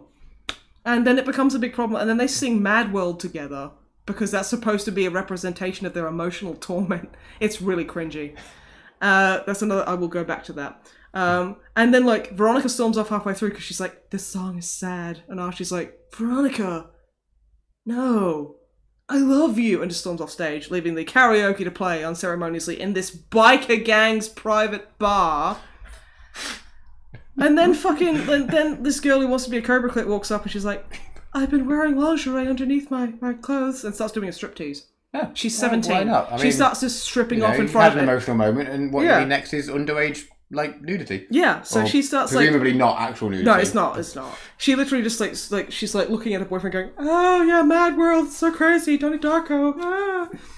I'm paraphrasing again. That would be so much better. That would be amazing. And like this striptease is to a room full of middle-aged men. Okay. Who honestly, none of those guys are going to feel comfortable because they're like, this is really creepy. Her boyfriend. I mean, we're in a gang, but this is weird. Yeah. Her boyfriend, who is also 17, and her mum, who's just like, oh, you're joining the Cobra Clits. She's not upset. She's doing a sexy strip dance. It's just, this is the gang you choose. Oh, my life. And it's like the creepiest fucking thing. And I just have not watched another one because I was like, that was so fucking stupid. Then everyone breaks up, and then you hear Jughead saying things that there's no way. He's like, oh yes, so Archie and Veronica aren't doing the dingle anymore. with the jingle jangle, and I'm also not diddling Betty. And then they go to their room, and then they look at each other, and they're like, "We must fuck." The end. You know, I think the fact that this has sort of caused you to stop watching for a bit, I think that's probably a good place to I've got one more funny thing that made me laugh. This is what made me tweet, "Is this a fucking joke?" So Archie has been working at his dad's construction site. This isn't the first episode, like all summer, which is why he's only a 6-pack now with eyebrows. And he comes back and he's like, "You know, Betty, when I was hitting rocks all day or whatever it is I was fucking doing, I just kept thinking of poetry in my head. It just kept flooding my brain, and that's all I could think about was beautiful words. And then I got home and I had to write them down." And she's like, "Oh my god, but you hate poetry." And he's like, "Yeah, but Betty, it was songs. I need to play my music, Betty." He refers to it as his music. And it's like, this is what anyone who's not been in a band who's really stupid thinks will be in a band is like. Because usually it's like someone will start playing a riff and someone will go, "I got a brand new penis. I got a brand new..." And then a song comes from there. It's not, "I was working in the day, drinking lemonade and sweating all over my 6-pack. And I just kept thinking about songs that I wanted to sing." I was like, "This is a joke. This is it has to be a joke." I'm not saying that some people don't get hit by like really divine inspiration. Some like that, people will be, but to sit there and say it like that was probably not the first draft of that script. Yeah. People had to sit there in a room and read that. They had script readings, and they still got through. I think the thing is like when the stuff like that comes on, our time in an actual band that has recorded albums and things, you kind of sit there and go, no, it's not just that kind of divine inspiration. It's like sitting down and going, "Okay, how the fuck do you work this? Like, okay, what rhymes with it? Okay." I mean, not all bands inevitably end at songs about dick. No, because every single one of our songs. But they will while they're practicing. Yeah, and many songs that are probably deep and meaningful in the end probably had a verse in there somewhere. They probably had a verse in there while they were practicing. Deep dick. Yeah. They probably had a verse in there whilst they were practicing. That was about dick because they couldn't think of lyrics, so they put in a joke one whilst they were practicing. Well, it was we weird. just never moved on from that. It was either dick jokes or Dicko scatting. So it was like shoop doop de whoop whoop whoop whoop. We were like, "Yeah, that's fine. Yeah, that's fine." But yeah, my god. So Riverdale not good after that. It's worth it for a few episodes just because it's so bad. It's so terrible. I don't know, it doesn't even sound entertaining bad, to be honest. It's fun if you like getting angry at things, which I apparently do. Yeah. Now just sit and play Mini Metro. Sit and play Mini Metro. So also, I really need a break. I need a bathroom break because I've just been dronking vodka. Okay, well you go do that and we'll start the D&D because we can't just stop. Okay, fine. I'll carry on. And if I pee myself, it'll be great content. No, we're not doing that. Okay, Go on. I'll be right back. I also played some D&D. Yes, you did. We did also play D&D. So yeah, we're obviously, as people are aware, we are currently playing through a campaign in D&D, and John Matt here is the DM. Yeah, and we did a little thing over the last couple of weeks, where a little while ago we fought a dragon and won. Somehow, nearly TPK'd, but we won. Nearly, but refer to an earlier podcast for that. Refer to an I don't know earlier which podcast. one of them. It's the one that's got a fucking white dragon on the icon. I don't remember what it's called. I think what was it? It's like it's not murder, but you are going to hell. I think what it's called. Okay. I think that might be the one. But yeah, we've been playing through that, and basically the sort of reward for killing that dragon has finally happened, which is we were invited to this big old gala ball, that we were invited to by the mayor. It actually, just as a side note, it became a ball after you kept calling it a ball. It was just like a dinner party to start with. Oh yeah. But you guys kept insisting it was a ball, so by the time you actually ended up going there, I was like, you know what, fuck it, they think it's a ball. I might as well do it. I never once mentioned that it was a ball. You guys just decided. Oh, really? Okay. Yeah, it was just like a dinner party, like evening drinks and food party thing. But yeah, so we Let me budge over. We need to be on. There we go. Yeah. So we went to this thing. We got ourselves all gussied up to the nines. We got some jingle jangle ready. Got ourselves looking fancy. So we went to the ball. Oh, but while we were getting dressed, And Snipes... being judged by the shopkeeper. The shopkeeper was horrible. She was like, "Oh yes, you." She was very prim and proper and hated us. I think we were just dirtying her shop, just being there. Probably.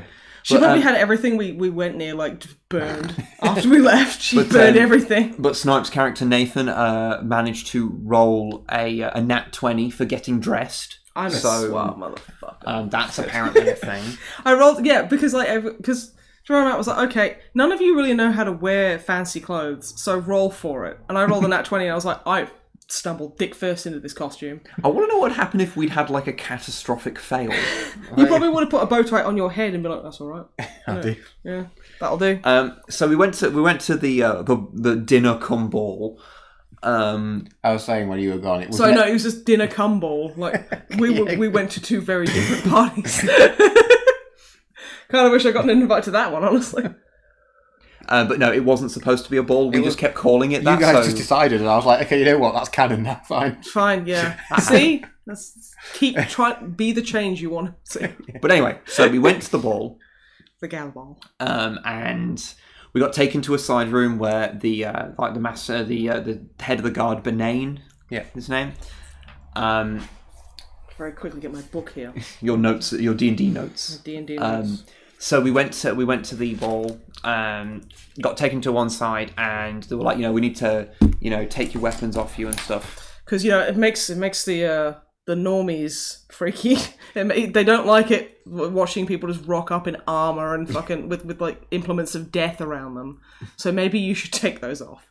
I was like, well, I've got to keep my axe because it's a ceremonial thing. You know how we dwarves are. We have our little traditions and things. And my where I come from in the mountains, we keep hold of our axe. It's ceremonial. And they're like, yeah, okay. I roll well enough on my is it deception? It was a persuasion roll, I think. Yeah, I can't. Yeah, probably. And I roll well enough that they kind of go, okay. Yeah, and you hadn't brought all of your other hand axes and javelins and stuff with you as well. It was just my giant berserker's axe. Yeah, I didn't need a weapon because my hands are deadly weapons. You're a warlock. I'm powerful with my hands. You actually have a surprisingly high strength stat. I dumped that because of Fluff. Yeah, he's a tough boy. He lifts like trees and shit. He doesn't just pick up trees and fuck off with them. It's mine now. He's not a thief. He's not Talus. But no, he hucks fucking wood and like does all these. Yeah, so it kind of makes sense for him to have a high strength. Yeah. So we end up, whilst we go in to see the mayor. Mayor Winterblaze. Not related to the dragon we fucking murdered. No. Who brought winter blazing into the town. Yeah, she heard so many jokes about that. She was not happy. But the mayor then has a conversation with us about what to expect. It's just a little dinner party thing. So what to expect with like the cutlery, because obviously it's fancy cutlery, and we're people out on the road. We might not necessarily know what a fork is in the way that none of us fucking do. Well, she kind of mentioned it in passing, and then you guys dwelled on the cutlery. No, she was like, okay, so with the cutlery, because this is for your sake, what you need to do will be cutlery. Work your way in, and Nathan was like, okay, so when we eat from the right and then the left in, and she was like, no. You don't do that. And then we still had, it was like, no, what you gotta do is like, you have one mouthful with that one, throw it away. Have one mouthful with that one, throw it away. And like, she was just sat there like, what? Like, she was so fucking like, I'm not gonna say she was angry, I think she was just like so disappointed. Like, you guys are just dwelling on the wrong part of this. And she's like, I can't tell them to shut the fuck up. They killed a dragon. They killed a fucking dragon. What are they gonna do to me if I tell them that they're being fuckwits? So there was like 5-10 minutes wasted on the cutlery conversation. Fortunately for the mayor, at that point, yes, there is a huge commotion upstairs. There's like smashing and shouting. We hear the unmistakable sound of like shattering glass panes, and we're just like, that's probably fine. And one of the guards comes down and says, they've come in here, they want the mayor. They want the cutlery. They want to be explained how to eat the cut. Is it like, you eat the cutlery? Like, what the hell? The cutlery thing lasted about half an hour. Just on the Yeah, it sounds funny, but Drummer Matt was literally praying for us to die in real life. So, but anyway, so it comes down basically, yeah, people have come in, they've taken the guests hostage. And They want the mayor, so you've got to go up there. But they don't seem to know you, the party, are here. So, we don't know. So we start trying to do adventurer things. Yeah, do adventurer things is the best thing. Now, this is the point when you this description was put to me. In the back of my head, I went, "This is fucking Die Hard. This is Die Hard. We're in the Nakatomi Plaza." And for context, this was, depending on how much we got done over Christmas, this was, if we had 2 sessions, the first session was going to be the dragon thing. The second session was going to be the possibly Die Hard thing. Yeah. So it was Christmas themed. The fact that we did it in, April. Yeah. Well, that just speaks of how we're very a very RP heavy group, and some of our players have a kid, so Yeah, that too. Yeah. it tends to be welcome to the party, pal. Thank you, Longfang. But yeah, shit, I should have said that. Damn it! But so yeah, we're left alone in this room downstairs. So yeah, Bannon takes the mayor, takes Gwen. Benane. Yeah, I can never remember his name properly. I feel so bad. It's literally written in front of you. Yeah, I put it on the thing. Benane. Okay, Banana. He takes the mayor, Gwen Winterblaze, who grew up in 1846, of the year of Whiteport. I'm making a joke because I have a perfect memory when it comes to her, but not him. So he takes her up, and we're all freaking out and being like, shit.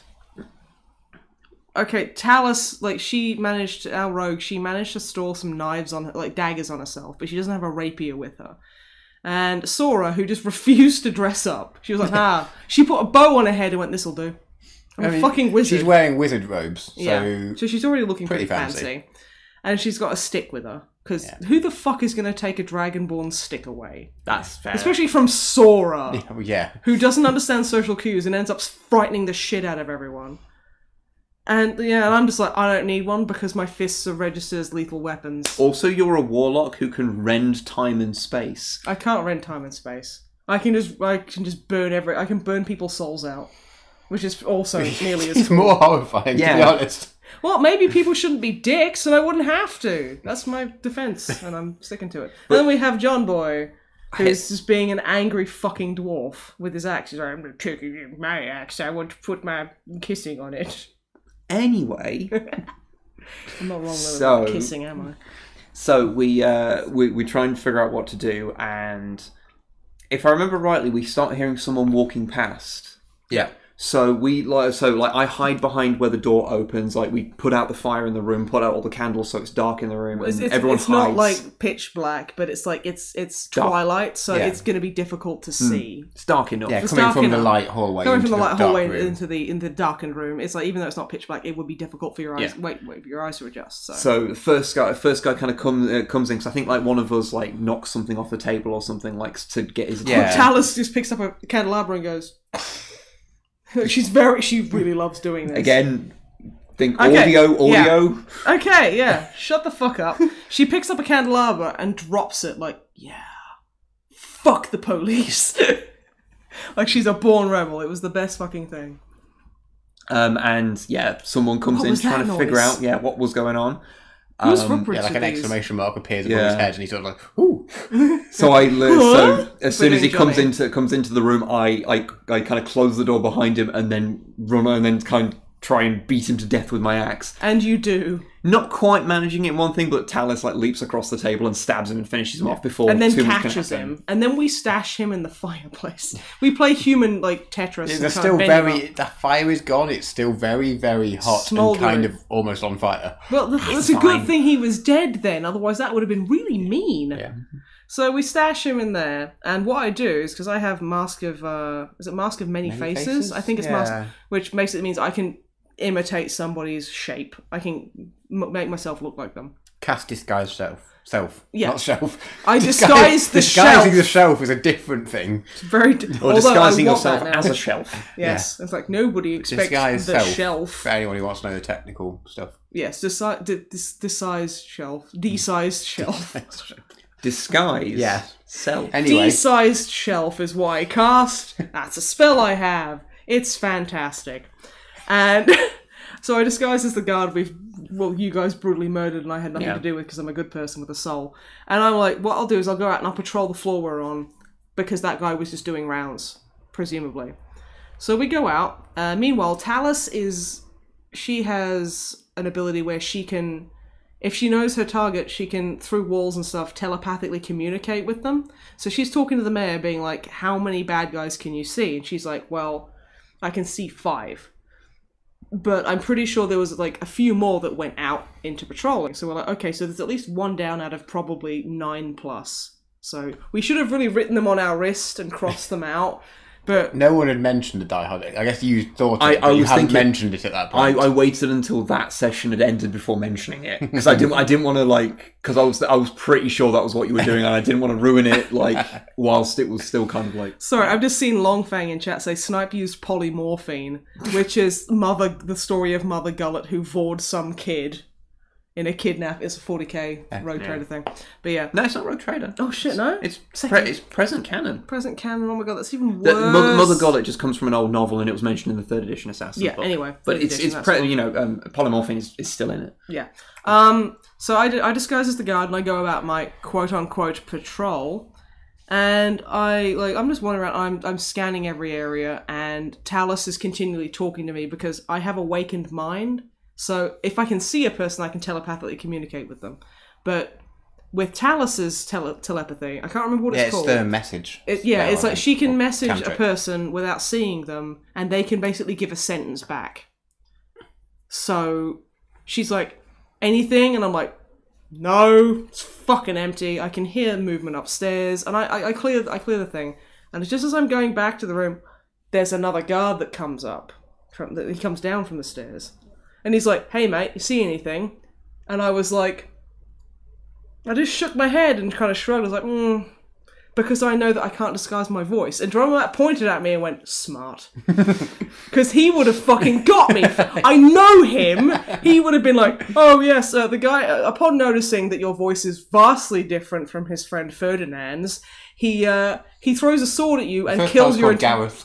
Was he? Yeah, not Ferdinand. Oh, sorry, I guess. You don't sound like Gareth. So he throws his falchion at you and he decapitates your soul and obliterates your entire lineage. Hand me your character sheet, I'm going to set it on fire. Yeah. More to the point, realises that you're probably much more powerful than him, goes upstairs and just murderises everyone. Yeah, because they were hostages and we kind of had to keep that that was more the risk. Yeah. So it was just like, no, I haven't seen anything, kind of half shrugged, not non-verbally kind of communicating that nothing. And I think at that point Talus is like, something going on? And I'm like, yes, make a noise!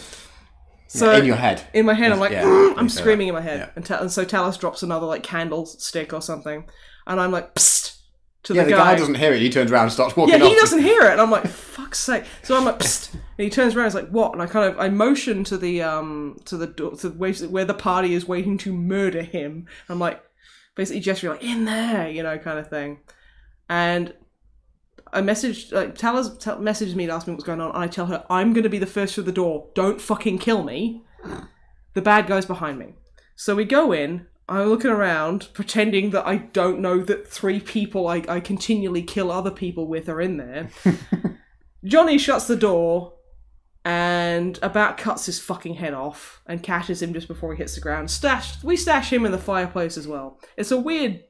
It's a good sized fireplace. Like Jenga kind of thing. It's a very big fireplace, very nice. I feel bad for Winterblaze discovering that room after we'd been done with it, though.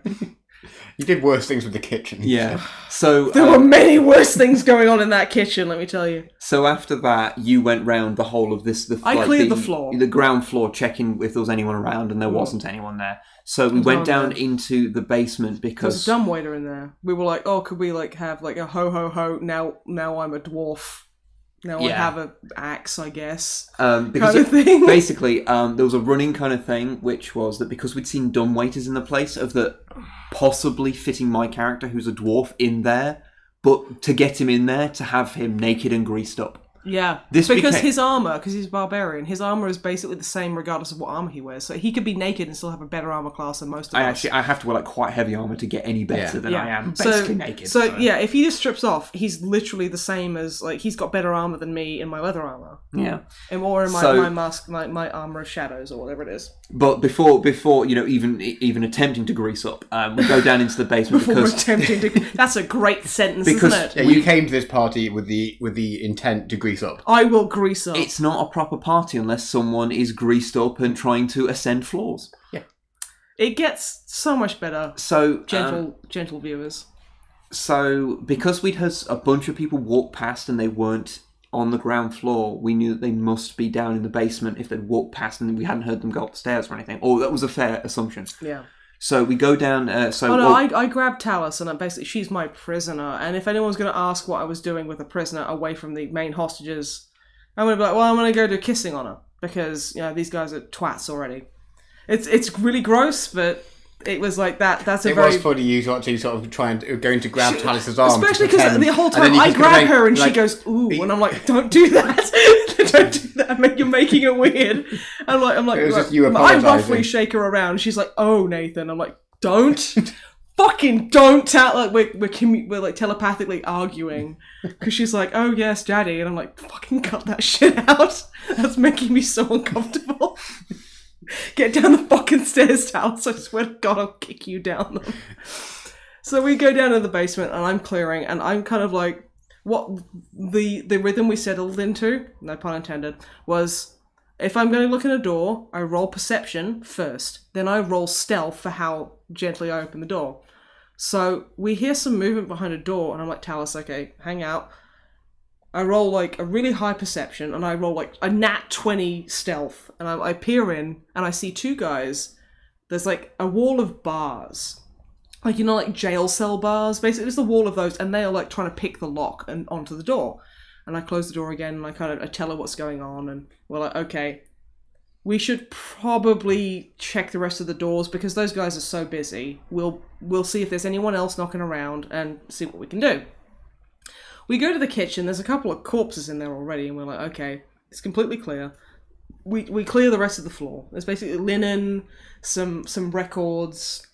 Basically bugger all down there. The chair there's room. storage room. There's loads of storage rooms, but there's only room, two... alcohol room. Yeah, which Talus and I were very interested in. I ain't gonna just lie. for the record, a few people are asking, the party are level 5 at the moment. Yeah, we're level 5. We're doing like an experience or like a sort of milestone based thing, so they'll all go up together, and they've done a couple of things at level 5, so they're probably after the next one maybe 6, but currently 5. Yeah, so yeah, instead of like just for being XP, we're kind of homebrewing it a bit where after so many sessions we'll level up rather than just numerically doing But it's not with actual experience sessions points. because what I plan for as a session tends to take 2 or 3 sessions. So it's not Sure. literally after every It's session. because we sit there and we agonise about cutlery for 30 minutes. Basically, you've got loot-based progression, actually, because Really? there's a table for how much loot hoards you're meant to get roughly per level. And I can't just give you loot hoards at the end, like if you stop a mission halfway through, so you get it at the end. So it's kind of basically loot hoard-based progression, and you level up when you find gold. Oh my god, sorry, I've just seen Mega Mole refer to us as the MisanthroPod. Yeah, I also noticed That's that. It's amazing! We've got to call ourselves the MisanthroPod. That's amazing. That's fantastic. But yes.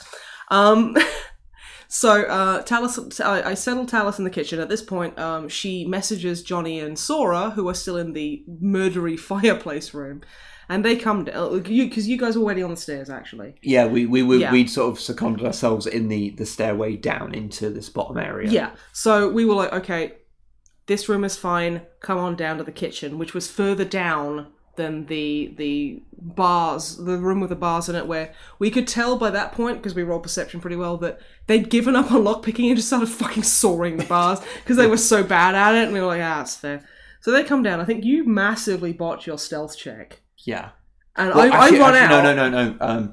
Both I and Sora both rolled. Oh yeah, for that was shit it. in You our rolled like stealth 2 rolls. and she rolled like 4. Yeah, it was bad. It however you was swear grim. So like I basically I pop out of the kitchen and I'm like, fucking get in the kitchen, and I run up and I'm like I position myself so that I'm at the door and I've got my hand raised to knock, so that when they open it I'm gonna be like, oh, I was just about to come in. Yeah, basically the movement in the hall was me, and I'm a familiar face. which we just about managed to put. Sora just about makes it to the kitchen. On like a grid-based thing. She was just on the square between the door, just as she was the guy just comes on the out. He's borderline. like, did I just see something? And he just couldn't maybe... And you were just... Yeah, he was like, did you just see something? I'm like, But you can't talk. I can't talk because they'll know I'm not fucking Gareth or whatever. So I'm like, But yeah, and then I walk in and I'm like, Talus is like, okay, what's going on? I'm like, I'm going to distract them. You come in and murder them. And she's like, yeah, we can do that.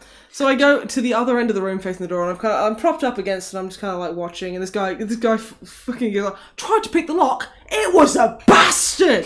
And I'm like, because I can't speak, so I'm just nodding and kind of like, like doing massively exaggerated like fucking like gestures. This whole time, like, every time she just, you might think that Nathan sounds very suspicious. Yeah, the guards might have also thought when they get suspicious, they can roll an intelligence check to see if they see through the disguise.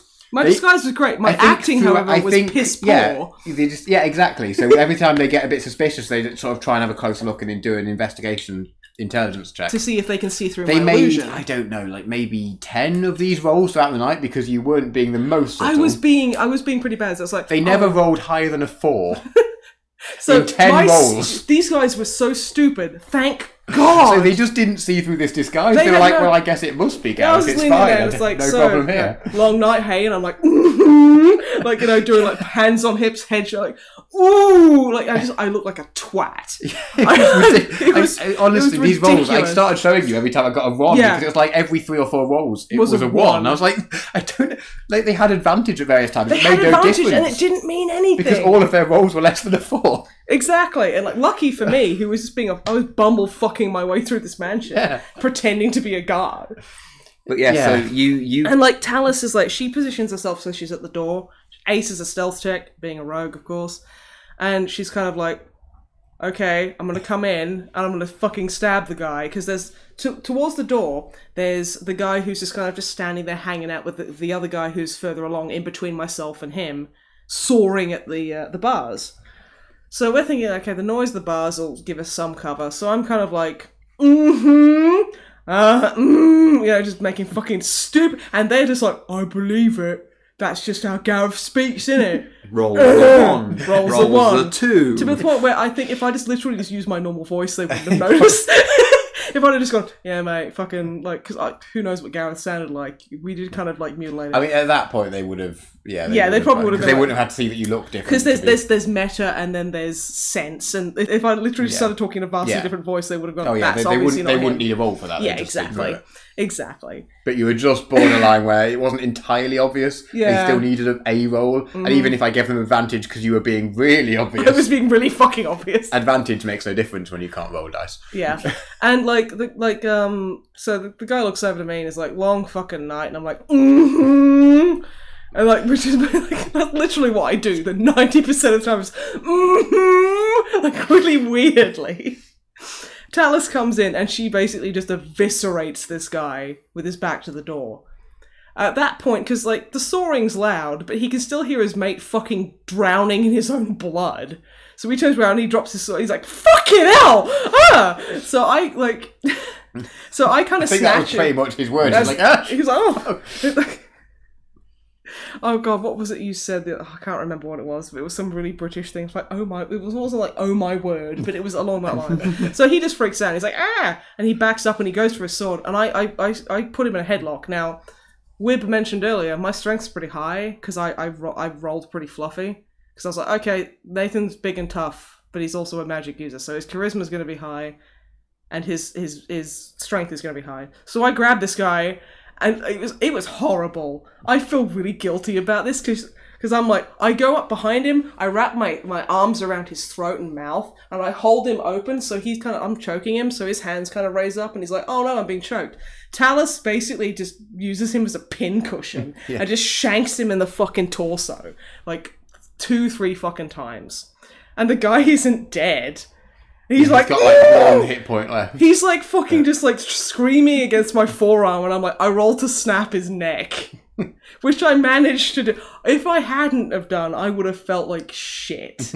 I would have felt so bad. So we managed to kill him. Johnny at this point pops his head in and goes, could you have done... You did really well. I guess we didn't need to leave one alive for information or anything. And we're just like, fuck you, dude. I'm not a strength-based character. I'm a charisma build, motherfucker. Well, I mean, yeah, I could have grappled him and broke his neck too, but I can't disguise myself as Gareth or a sexy female goblin or whatever. Okay, that's enough of the sexy female goblin shit. Oh my god. Anyway. I have never done that. And you wanted to. Anyway, we are coming up to 2 hours, so let's try and speed through the rest of this. Yes. Yeah, okay. So, what we did then was we stashed the bodies in the room that we were in. There was a small room into a staircase, which we figured probably went to the mayor's office because it was... We didn't go in there. No, we put the bodies in there. We didn't. No. Oh, wait, no, we didn't. We were thinking about putting the bodies in there. Thank you. No, I'll say that was my character that did it. No, because... I just took them out for you. No, because you guys went... you and Talus went upstairs carrying on your... prisoner kind of... Yeah, carrying on your prison thing. You went up to the top floor and then some things happened there. But whilst that was happening, Sora and I decided to hide the bodies. Now, we went to the kitchen and... Yes! Yeah, you forgot this. Yeah. How could I forget? So we had to roll to I can't remember what roll it was. Also, Raven Geek, the sexy goblin thing is a meme. It's a weird party joke where we were coming up against goblins and I was desperate to use my disguise spell because Nathan's he doesn't want to fight, so he thinks he's really clever and like silver-tongued. So he tries to get out of fights a lot, mainly because I think he knows inherently he's not good at fighting, but he doesn't want to ever admit that. So he's like, I could disguise as a sexy goblin and run across the thing. And that's just been a point of, they always make fun of me whenever it's like, I could disguise, and they go, why don't you disguise as a sexy goblin, Nathan? And I'm like, fuck off. Fuck off. One day I will. Yeah, and I'll die. No, one day I'll do it and it'll help, and everyone will be like, I don't know how to react to this. No, we'll be like, and then I'll show you. No, you'll do it and we'll go, see, this is why we're telling you to do it all along. Oh god, now I can't do it. Shit. Anyway. But yeah, so I can't remember what the role was. What was it for? Oh god, you guys... Oh, you were trying to throw a body into a cupboard. Oh yeah, no, but what was the actual role we had to do? Acrobatics? Yeah, it was athletics. Athletics. So, like, picking up a body and... Yeah, because they were trying to store the bodies in like the cupboards. They said, we want to pick up the bodies and hide them in a cupboard. What do we roll for that? And I was like, they're... Athletics? But it doesn't matter what we rolled because both Sora and I both rolled a nat 20. Fucking nat 20s on hiding the bodies. So they Drummer Matt, the way he described it was, you open the cupboard, you throw the body in, and it Tetrises itself into a perfect cube. And we were like, both of them into together. It's like smush. They're all fucking mangled up. And I was just like, do they shut the door after themselves as well?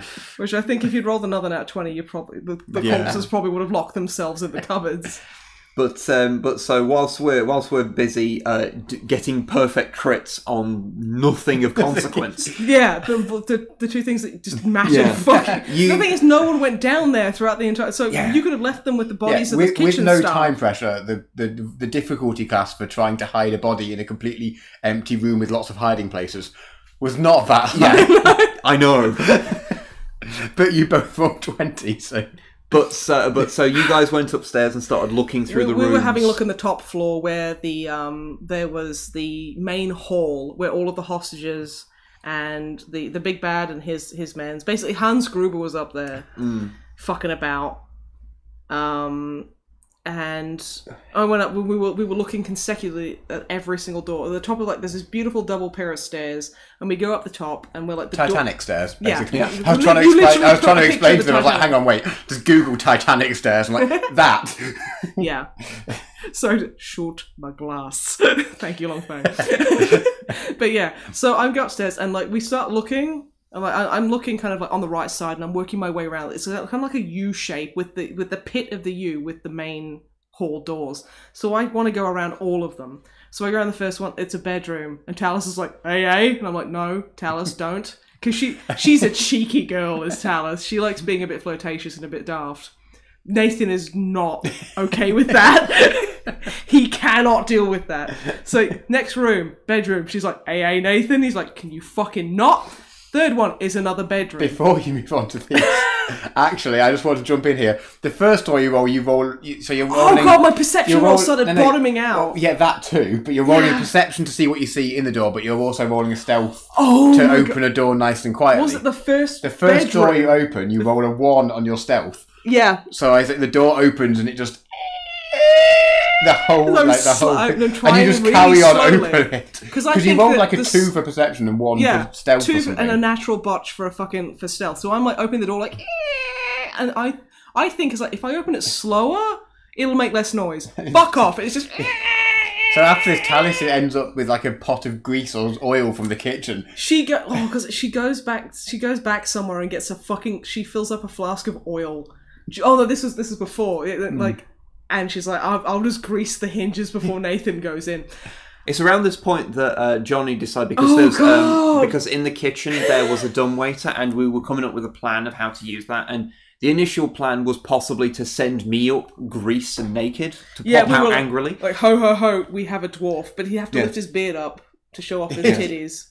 But just just in case, and because it's never a bad thing, my character stripped off to his pants and greased up. While Talis and I are upstairs, like clearing, but Johnny's in the basement smearing himself in goose fat, being like, "This is a great." But there's another important thing before we move on, because you said that basically you were going to give us a signal. And at a certain point, we were supposed to light a fire in the dumbwaiter so that would rise up to the room where the hostages were being so the smoke would cause a distraction in the opposite side of the room, and we'd be able to sneak. And then we were supposed to bolt upstairs when that happened. Yeah. So I'm opening doors really badly and just I walk into one.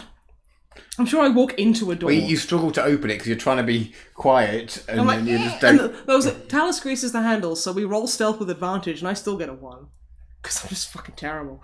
And I'm opening the door. It's like, what was it? Like, the handle was really good. So I'm like, on the handle. I'm like, and then Then I push it open, but because I don't realise that she's greased the hinges, I push it with so much force, it smacks the other end of the fucking wall. And I'm like, uh-oh. It was fine. Luckily, we didn't alert anyone, as far as I'm aware. And she's like, Nathan, I'll have a look. You can just calm the fuck down for a moment. We get across the other hall. We come into basically it's like a sitting room, like a little kind of it's got a little library. It's not important what's in the room. I'm scene setting. Idiot. God damn it. Anyway, I'm just saying we've passed 2 hours now. 2 hours in, and then we I'm hear about all of the bedrooms. I'm getting there. So we get in there, and I can't remember what happens. A noise is made. You guys make a noise and you hear... Oh, wait, no. A guy comes out of patrol and he sees me with, disguised as a guy with Talis, and he's like, what's all this then? And I'm like, I'm wiggling my eyebrows, being like, this is gross. And Talis is like, what do you think? He's going to do kissing on me and it's going to be horrible. And I'm like, And he's like... What is wrong with you? There's no time for this. And I'm like, And he immediately, this is the only guy who fucking spots the fact that I'm the worst actor in the group. And it's like, something's fucky here. Yeah, but he still doesn't notice it. No, he's he's like, give me the hostage. I'm going to put her with the rest. So I'm like, And I hold out her arms with rope on them. He comes over and grabs them. Talis fucking stabs him in the throat because she passes her sleight of hand roll fantastically. And it's just basically she puts her hand on top of his head and just jams a fucking knife into his throat. And he goes, ah! And we're like, oh, fuck. They'll probably notice that. So we drag him in. I disguise as the guard who just come in, and I go and lie on the steps, and I'm clutching my foot, and the guy comes out and goes, what was that then? And I go... Oh, I just stubbed my fucking toe! Oh, the fucking banister! And the guy goes, fuck off! This is so outrageously suspicious! And just runs back into the main hall and bolts the door. And I'm like, Talis, honey, I fucked up. And she's like, it's fine. And I'm just sitting upstairs going, ah! Oh no, he runs back in and goes, something's fucking weird out here. So I'm like, I'll disguise as the dead guard. So I'm like, I'm covered in blood and dead. I don't know why you did that. I don't know why that was going to make it better. I panicked. So I'm lying there dead on the steps, covered in blood. Then this guard who's come out, he's going to think that I died because I stubbed my toe on a banister. Unsurprisingly, he comes out and he's like, "Something's fucky here." Goes in, and then they bolt the doors. Yeah, so and they bolt the doors, and he's like, "Guys, there's a guy out there who's dead because he stubbed his toe." So at that point, Sora and I have come up the stairs, and basically we're like, okay, so there's a handful of them left in the room with the hostages, and we start trying to figure out plans of how to somehow deal with this, involving trying to cut through the ceiling or some bollocks. Yeah, you guys run into the sitting room and jump up on the bookshelf and just start hammering at the trying to hammer at the ceiling. Well, trying to see if there's any possibility of that, but then he's still basically in his pants. Oh yeah, I'm still in my pants and greased up, covered in grease. And then the guy from inside the room, the big boss, is basically like, "Look, I know you're there. Come on, come on, give yourself up, and no one, and we don't have to hurt people." And Mayor Takagi will not be injured. So because they don't know how many of us there is. Come out, cowboy. And I'm like, yeah, all right. Snipe's character Nathan and my character Johnny go out, and basically we'll give ourselves up. Well, no, I think my exact words were, "Fair cop, mate. You got us." Yeah. Let us in then. So the door, they say like, okay, so you need to drop your weapons, and well, you don't. I don't have any. I'm like, don't have any. And I try and drop my axe on the floor, but I can't, because it was mentioned a couple of podcasts ago, that something weird's going on. Johnny's been with a my bit weapons, weird. And I can't drop my axe. I fail a couple of wisdom rolls if I can't drop it, and this happens multiple times. And the doors open, and they're like, "You've got to drop that axe," and I'm like, "I can't." I'm sorry. When I'm nervous, my hand seizes up. I'm just bullshitting because I'm like, I can't drop this. What's going on? The thing is, I start going, my friend here has a terrible muscle condition where when he's nervous, and they were not putting up any of my bullshit. Drop the big axe. Eventually, I do manage to pass my rolls and drop it. The third time, the guy points a crossbow at the hostage's head and goes, "Drop your axe, or this guy's dead." And you manage to do it. So I get ushered into just. So I get ushered into the room. At this point, Talus and Sora are kind of sneaking up to the side of the door where they can't see, so they're at least close. And I'm sort of ushered into the large group of people, and I'm starting to try to tell, because we've sort of worked out that what's going to happen is, when they can kind of get a few of them together, Nathan's going to cast Shatter, which is a great spell, and try and take out as much of them as possible. And basically, we're just going to try and bum rush them, because it's all gone to hell basically at this point. We fucked up. So you could have done the whole thing, lured one or two out at a time, or I don't know, something. But we send the signal to. Oh wait, no, it's the fire's starting. Yeah. So there's smoke billowing in the corner, from the fire we started, and I'm in the middle, and I'm trying to as carefully as I can and as quiet as I can, try to tell people to get down. Failing. Weird enough, the scene you're causing at the door distracts everyone, and basically no one notices the fire starting to come up. So the fire distraction is fun. We are the distraction. Yeah. The fire doesn't do shit. Basically. You're trying to... I'm trying to smile my way. You're trying to smile my way. You're trying to say, look, I can join you. And they're like, no, just fucking... I was like, look, mate, I was just here to rob the place. He's like, sit the fuck down. And I'm like, whoo, someone's not had their Weetabix.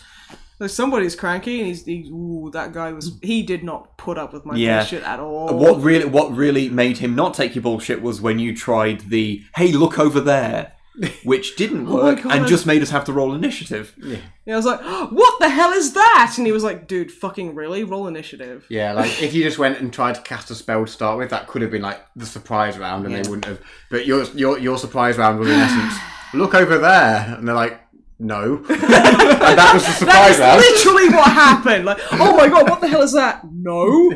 Fucking fight me. Obviously not. But yeah, so combat starts. Well, Johnny's in the middle of all the hostages, naked and greased up.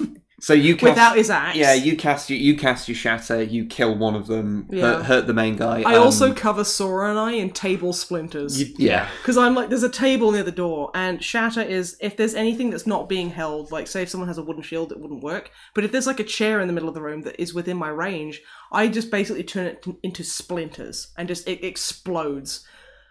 I kind of filled Sora and I with splinters. And we took like a few damage. I was like, sorry. But whilst this is going on, like Sora's hurling spells at people as well. Some of the other enemy bandit people have started taking pot shots into the crowd and have like injured a couple of guests, and we're like, oh shit! We've got potentially 2 dead hostages. Talus runs around, grabs my axe off the floor from where it was, and hurls it to me. Misses. It lands just far enough away from me that one of the other bandit guys runs up to it and hurls it even further away from me. I'm just like, oh shit! So I have to then run past him. Fortunately, I'm greased up. Yeah. Oh yeah, he grabs onto Johnny. And he's like, oh no, he's rolling with disadvantage, but he's still got you. But you still had an action remaining. Yeah, so I was able to. I slid out from under his arms. Yeah, basically, just drop arms straight up, just drop completely all the weight. You know how when you pick up a toddler and they don't want to be picked up and they just put their arms in the air and just drop to the floor. Now that's literally what Johnny did, but he was covered in grease. Yeah, and I managed to get all. Oh no! I run all the way over to. I managed to get to my axe, and I'm like, I've just got just enough to do to turn around, activate my rage, and I think I screamed something. You hold your axe up in the air. And I scream to the entire room, I am naked, greased up, and very angry. Come at me! Yeah, I basically wanted to make myself very cross. I wanted to make myself the biggest target in the room for everyone to stop trying to shoot the guests and shoot me, because I can take it. Yeah. You've got grease on your boots. Because, like, for the record, like, yeah, these guys are level 5, and the bandits were just like, they weren't high level. Yeah, the challenge here was to not get all of the innocents killed rather than... Because once we got up to them, we could usually kill them in one round without really trying. Well, pretty much, if we rolled decently, we could take them out in one hit. Yeah. We're not even that decently, to be honest. Yeah, and it's like, so, you know, but the biggest concern was the hostages. Yeah. So, we're like, oh God, was it like, after like a couple of rounds... Because we're like, okay, we need to take out the bandit. Basically, we need to take out Hans Gruber because he's the big tough guy, and we've dealt with big tough guys before, and they're not particularly fun. So I think he goes at me and he swings at me, and he does. He does 2 whole damage to me. You were rolling particularly bad for damage here and there. A lot of the weapon damage attacks from pretty much all the enemies were rolling. Roll a d6, 1. Roll a d8, 1. We got really lucky with how badly Drummer Butt was rolling. Also, whilst this like kerfuffle was going on, some of the guards, because the mayor kind of seeing all this go down, like shouts now. Yeah, after the first, because it's easy to forget that a round of combat, like everyone has their turn. It's 6 seconds. Oh, 6 seconds, yeah. So they don't react in the initial 6 seconds of you going at it. Yeah. But after that, in the next round through, Gwen, the mayor, started quite high in the initiative and yelled out to the guard, "Now go!" Yeah. So the second round, you've got the guard. There's a couple of guards stripped of their weapons and things, but dotted around in the crowd. Yeah. Basically not wanting to do anything first because they don't want to get anyone hurt. Yeah, but the best thing about, because I think it was a total of 3 guards popped up throughout the entire fight. The first one jumps up and he goes to tackle one of the crossbowmen pointing at one of the hostages. Because they've got no weapons. They've got no weapons. Basically, we're like... Johnny's the only real person in the room, apart from the bad guys who are armed. And Talus eventually, when she gets there, because she's got a couple of daggers secured on her person. So this guy jumps up, this guard jumps up, and he goes to like properly like rugby tackle this guy holding a crossbow. He fails so horribly, he literally bumps into the guy and he's like, oof. Clunk, and like basically pistol whip, like belts him with the stock of the crossbow, and he's just fucked. He's like, oh no, I've hurt me head, didn't I?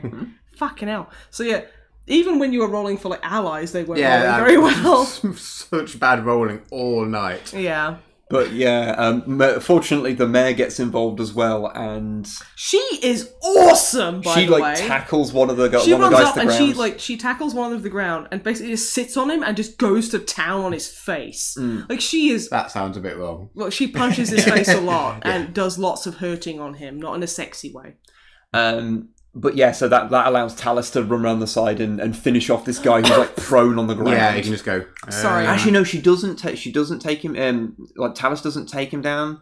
She takes she him down rolls- to one. Considering she rolls a D4 for the knife attack and then 3D6 for the sneak attack damage. Yeah. Because she has advantage because he's prone on the floor. He's also like He's already taken being like 2 flanked. damage from being. Yeah, well, He's she had. being, Yeah, so many sources of advantage. very, very many. He's already taken a couple of damage from being like knocked down prone and things. Talis manages to roll. She rolled on the 4 dice. She rolled like 6 damage or something, like 2 1s and 2 2s or something like that. Which left him with like 1 isn't HP. enough to take him down, despite him being completely open on the ground. Fortunately, because the mayor was there, Mayor Winterblaze just socks him in the face and knocks him out, Yeah, she destroys that guy. leaving him the only survivor. Yeah. Also, I will say, people ask like, oh, who we're playing? I'm Nathan the Warlock. Wib is Johnny the Barbarian. Drummer Butt is Human warlock, dwarven barbarian. Human Warlock, Dwarven Barbarian. I'm the sky god. He's I the guess. DM. He's the sarcastic voice in the sky. Yeah. Also, seeing Dan refer to you as DM or the Dungeon Daddy really The double D. Well, he's the Dungeon Daddy, ladies and gentlemen. Yeah, the other 2 members of the group are our friends Ash and Sarah, who play the Elven Rogue Talus and the Dragonborn Wizard Sora, respectively. Yes. So I think we've killed a few of them, and I'm just rolling really well and just really hurting. I roll Firebolt. I cast Firebolt at Hans Gruber, and it hurts him a lot. And I think like, ooh, does this kill him? It doesn't. But I just go. I sit there and I go, well, I probably won't land the finishing kill on him, the finishing hit, the finishing blow to kill him. So I just panic and I go, yippee-ki-yay, motherfucker, because I'm not going to get another chance. Because I'm pretty sure Johnny will just turn around and just cut off his fucking head immediately. So I kind of blow my load early just to be safe. And like, oh god, like you guys, like you're taking out like, I think Sora just completely like, she blows a hole in one of the bandits. Yeah, at this point... She does a spell where she fires like 3 beams of fire, and she basically just kills 2 of them, just fucking destroys them. Yeah, at this point, there's really just the commander like guy, and there's one in the crowd because the rest of them have been taken down, and so far only 2 of the actual people in the crowd have been shot. Yeah. Well, the thing is, they're not dead, but they are unconscious and in trouble. They're being treated as if, like, when players get knocked to 0 HP, they have the death saving rolls. Yeah. I'm treating the hostages like that. So it means if you did anything earlier to cock up, they would have, as soon as they were shot, they'd be dead because 3 saves that it's 18 seconds and they're dead. Yeah, or whatever. exactly. But seeing as you're all in combat and you might get to them at the end of it, I'm doing death saving throws for them. Yeah, which they're all failing because I'm rolling badly. Yeah, exactly. Which is worrying. But there is so with the 2 left, I'm running towards the one who's in the crowd, basically yelling at him. The one with the beard. Yeah, because I basically ask Matt, I say, does he have any distinguishing features that I can see? Like, does he have like a funny haircut or something?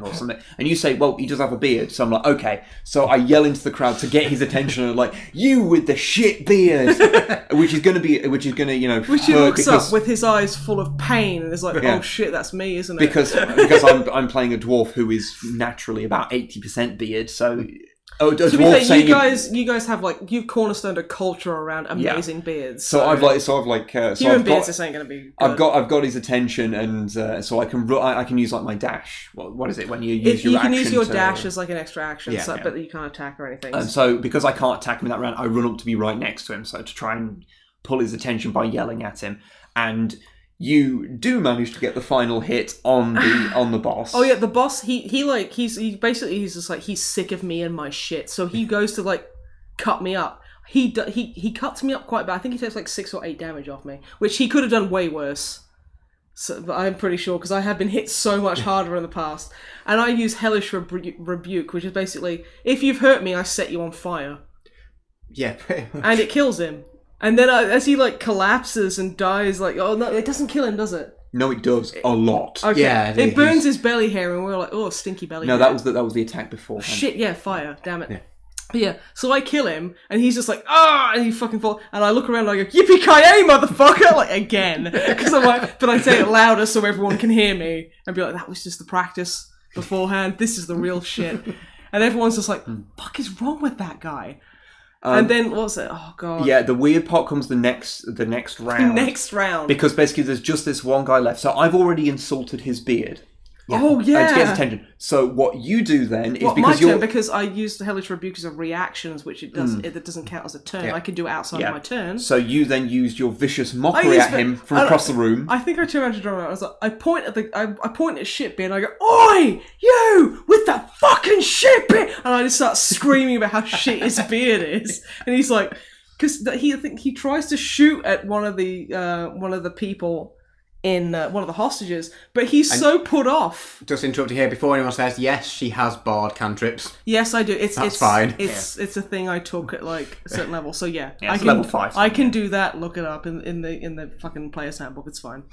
But yeah, and he's like trying to load his crossbow while stroking his beard and trying not to cry. And I'm like, I know he's trying to kill unarmed civilians, but I kind of feel bad for the guy now. I really destroyed that man. The thing is, his beard wasn't that No. shit. As humans go, it was a pretty good beard. But we just compared to a picking dwarf, on him. like, Yeah, we were just like, well, that's like saying, oh yeah, my dick isn't that big, but compared to a horse, it's like it's that kind of thing. We were just, it was really unfair. We were cyberbullying this man. Equally, he deserved it. He was trying to hurt civilians, so like unarmed civilians. So fuck that guy. Yeah, because then the final blow was Talus like runs over to him, grabs him by the beard because now this has become a thing. Yeah, we're like shit beard.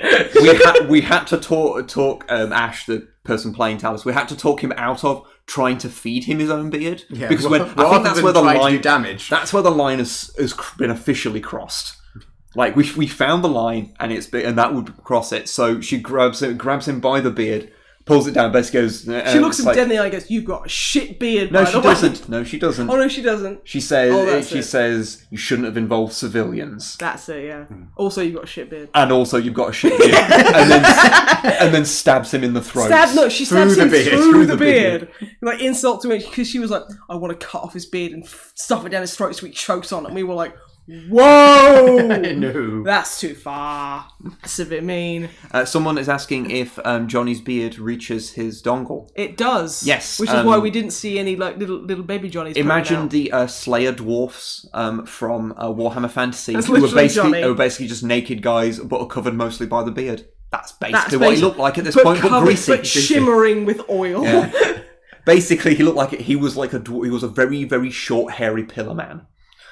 Yeah, I did see Longfang mention it's like, you know, you sliding into the hall with all hostages like hello. He specified he wasn't greasing up his hands or feet, so I didn't have him slide everywhere. Yeah, because that would have been fucking It would have been amazing, hilarious. but it would have got even more badly than it did. It would have been bad. Even badlier. Yeah, even more badderer than we thought. Been doing this a long time. But my words have anyway, gone. Yeah. just to wrap up what happened, because basically we ran out of time on the night. We so saved the day. We saved the day. After everything had happened, I stabilised the hostages. And I sit there and shout to the room, look, I'm just going to say, this wasn't the plan. And then I go and destroy the buffet tables. Yeah, I do go and find a cheese sandwich on the buffet table. No. You find a cheese sandwich on the floor because the buffet table's been It's covered in like blood and dust, and you're like, and then I picked it up, opened it, removed the lettuce from it, dusted it off a little bit, and then had a bite. Yeah, and then you turn around to Talus and went, ain't got nothing on your cheese sandwiches, dude. Yeah. But yeah, and like I think Mayor Winterblaze was just horrified at us because we get things done, but not in a good way. Yeah, so we're going to be doing a very short debriefing session for that whole thing. She was more bothered about seeing if everyone was okay and dealing with all of the various guests. So she's like, right, come back tomorrow. We've got the guy who you didn't leave alive, but she did. She has mercy. We do not. Mainly because we're too like inept to actually be merciful. But yeah. So that's what our D&D session was. But we should move on to questions because now. we've been going for 2 hours and 20 minutes by my count. Okay. So let's go and answer the questions. What we're going to do is we're going to answer some questions, well, the questions that we've been sent by email, which we are going to go through as fast as we can. Yep. I know every time we say that and it ends up taking another half an hour, but we mean it this time. For real. And then we're going to take a handful of questions from chats. basically until time starts to take the piss a bit, Yeah. which already it is, but you know what I mean. Okay, Drummer Matt. Yeah. Get the emails. Questions. Oh yeah, he has like his thingy. I Okay, have props.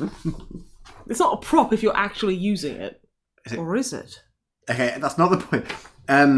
Okay, so as usual, I say to these guys before we do the questions every week, I've collated these in the order they came in and I haven't filtered them at all.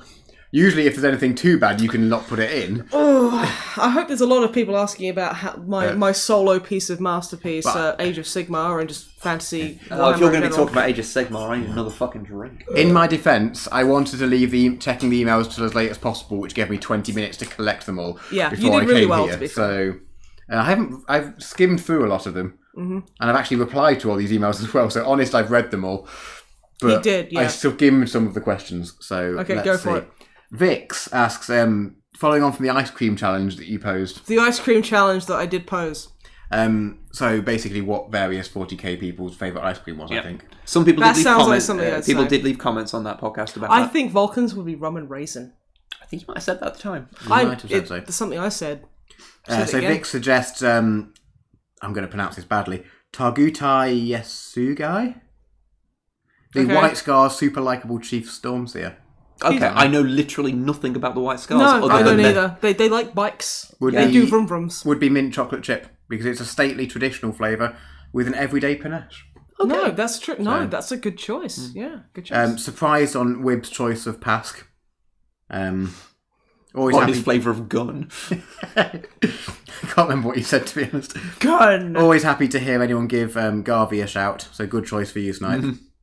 And then he also asks what I'd give as a choice, and I'm then just dropping me in the deep end, being like, yes, I know the 40k characters on lore. Just say Angron is Rocky Road. Angeron is Rocky Road. Angeron! Yes, the Angry Rod. Angry Ron! Is it not pronounced Angeron? No, it's Angron. Angron. Because he's an angry boy. But no, I like Angry Ron from Future War's Fight Weapon. I knew it. This is selling myself slightly short, but not actually that much. Have you been playing 40k longer than I have? I started playing. You played in third. Yeah, a bit. I played mostly fantasy. That's why we love you. Okay. But yeah, Angry Ron loves Rocky Road. It's pretty good. Next question gets a bit more serious, actually. Okay. In the spirit of Wibb's previous comment about Kill la Kill and the awkwardness of sitting through panty shots, blah blah blah blah blah. In Honour's Sisters of Battle being acknowledged as the next sort of release. Oh, they're not the next release. It's next year. Okay, well, no, It's as the focus 2019. for sort of development yeah, at the moment.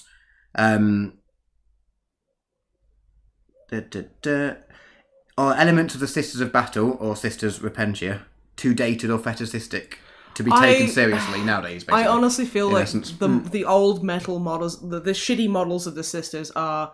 The molds were nowhere near as advanced as they are now, so I think that in order to make them look like women, they had to make their tits like Madonna, like huge, fucking like ridiculously over the top, just so you could get an idea of secondary sex characteristics.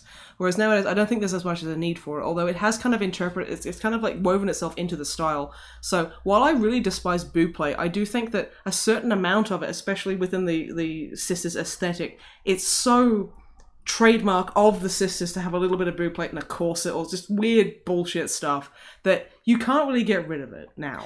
I will say, and I'm looking forward to because like Celestine and her other like her retinue, they have quite minimized boob plate. Oh, it's nowhere near as ridiculous. It's not, and you know what? I'm like, you know what? That's fine. I'm fine with that. I was like, this is the thing. I'm not kind of sitting there going abolish all boob plate. I'm just saying I'm sick of it being the standard. Yeah, like to be fair, I have It's a myself. very serious answer. I do apologize. It did sound rehearsed, but I haven't read these out already. No, I'm just that good. I have tried. Crit 20 on my charisma.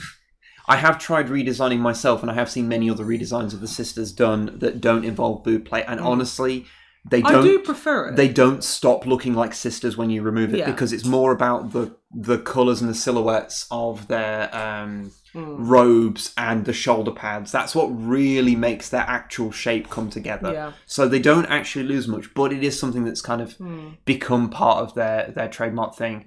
The Sisters of Repentia, I think, unfortunately, they're a bit because they are basically nearly naked women. Unfortunately, we live in a society that is able to address a a naked man as not being inherently sexual, but a lot of people can't do that with a naked woman, so well, I mean, it's more of a society problem than a 40k problem. I understand the fact that, they're nearly naked, it's humiliating, because they need to be made humble. Oh no, they're repenting. They're repenting, so yeah, that's what I'm saying. But yeah, so it's like, it makes sense, but at the same time, yeah. But no, I'm really being hopeful. Yeah. I'm really feeling positive about the new system models, and it's going to be really difficult because I want them so badly. And they're not out yet. And they're not out yet. And they won't be for quite a while still. Yeah, like a year at least. But yeah. Yeah. Okay. So yes, next question. Yeah. An anonymous listener, first they emailed in to ask if there was any rules pertaining to sending of questions, which I basically said no. In essence, I say if it's too bad, we just won't answer it on a podcast. If it's like, but I don't know where the line is for too bad. If a train leaves Ohio State Airport. Yeah, we haven't hit many lines yet, but so ask away. You're welcome. Everyone is welcome to ask anything. Yeah, if we haven't read it out, it's either because we don't really have an answer for it, or we didn't have time. Their actual question was, would you guys consider giving SCP Containment Breach another go? Because apparently they've added a load of stuff to it. They have, and I'm not sure. I think maybe like this Halloween, we should three of us should get together and play it again. Yeah, I think I'd be happy because it has changed so much. Yeah, I'd be happy. They did give more details on it. But yeah. I'd be happy to do it for a stream. I don't know if we'd necessarily do a video on it, but a stream certainly at some point. Well, they just said give it another go, so I guess play it in your own time rather than. I don't think I'd play it in my own time because I'm really bad. I wouldn't necessarily play it in my own time because I don't actually enjoy those kind of games. I think that they're an interesting spectacle to play like for a stream or whatever, but on my own time I don't get anything out of them, so I won't play them. Yeah. So yeah. Okay. Next up, Isaac asked a question from me. I feel honoured. Stop doing. Okay, this is the new rule. Don't ask Drama Matt. Ask him specific questions about the Burger asking about King. how I organise notes for D&D, which is probably a long topic, and if we're going quick, I won't go into detail. You have answered previous things. Yeah, I did have a physical notebook, but having to cross-reference stuff started getting tricky. So now I have a OneNote file, which you can separate things into pages and put in essentially hyperlinks, so I can go into I can see what buildings there are in a town, and if I go into a building, I can see what the building's like and see who's in there. And if I click on the person, it goes to their page and shows who their sort of known friends and acquaintances are, and it's all like nicely. It took a while, but it's all nicely linked. Fancy boy. But I'm not sharing it yet. They were wondering if I'd share it, but I'm not. It's not anywhere near finished, and I'm not happy with it yet. Yeah, that's fair enough. One day maybe. Walker Rollins asked if you had to be an adventurer in the D&D world, what class would you be? Warlock, best class. Bearing in mind it will be your own body and your own abilities, so you can't like roll new abilities. It will be your abilities as you are now. But what class would you try and? I would probably go warrior because I like hitting things a lot. It's fun. You remember when you had to sit there and just stop hitting me? Occasionally. Yeah, we're talking in real life here. Yeah, in real life. Yeah, no, that is a thing. Because I'm like, Drama Matt, bang, and he'd be like, fucking stop hitting me. I have a very low pain tolerance, and she's Australian, so you hit people because you like them. Yeah, I'm like, hey. Whereas he just genuinely leaves me with a dead arm, I'm like, oh, thanks. It's because I think you're a cool dude. I just can't take it. But yeah, I think I would probably end up trying to go for some kind of caster because basically I acknowledge that my body is nonsense rubbish. That I go to the gym every now and again. That will probably never be anything more than this weird noodly series of appendages. So you should have like an eldritch. What's the word for the warlock? Patrons? Yeah. You should have like an otherworldly eldritch patron. Yeah, I could see you're a potentially noodly boy. Either warlock or wizard, I go for you. Yeah. It'll be more book learned magic rather than innate He'd be magic. Rincewind. Yeah, actually. Yeah, he'd be Rincewind. Oh my god, yeah. No, I can't argue with that. And I'd hit shit with an axe because... Yeah. I think I'd probably be a shit rogue. A shit rogue for twat. Well, so like someone who goes behind them tries to pickpocket them and they just turn around and go, I can literally see your hand in my pocket, and you go... What? No, you didn't. And that's the thing. You dump stat charisma and take proficiency in persuasion and like deception, and you just be like, I can literally see you taking money out of a purse. No, you don't. You're right. I don't. Okay. Their second question was, so that was real world in D&D world. This is more the other way around. So if you could change your race now to any of the D&D races, would you do it? What would you be? I'd probably be a Dragonborn because I could just eat anyone who disagreed with me. And I could just breathe acid or fire at people. Like someone budges in front of you in the bus and you just be like, bah! And just vaporize them. I mean, that might be a bit of an overreaction. But I think that'd be cool. I don't know. I am who I am. I would probably And be what the you are is no same. excuses. If I could be whatever I could, I don't know if I would choose to be anything else. Yeah. Coming from a place of extreme privilege, I don't know whether I could give that up very easily. I'd like to be a Dragonborn. To be completely honest. Be honest, but no, honestly, I'd probably be Being a dwarf could be quite fun. Yeah. I'd probably go for Dragonborn. It depends because I if like other having people big change. dinosaur teeth. It depends if other people change. Like if you were the only If one. you were the only one, I'd probably say human because then I'd just be captured by scientists and mutilated horribly. But if other people... I would feel that they would, yeah. Okay. I'd be a half-orc. Ooh! Half-orcs! Yeah. This one's not a question, but Eric D sent me a D&D story, and I didn't have time to read it, and I emailed him back saying, sorry, I didn't have time to read it, but I will, and I know he won't believe that. So I did get the story, and I will read it. But I had 20 minutes to do everything, and I didn't have time. Thank you for your question, and thank you for your story, though. Snipe asked, why did Drummer Matt? What?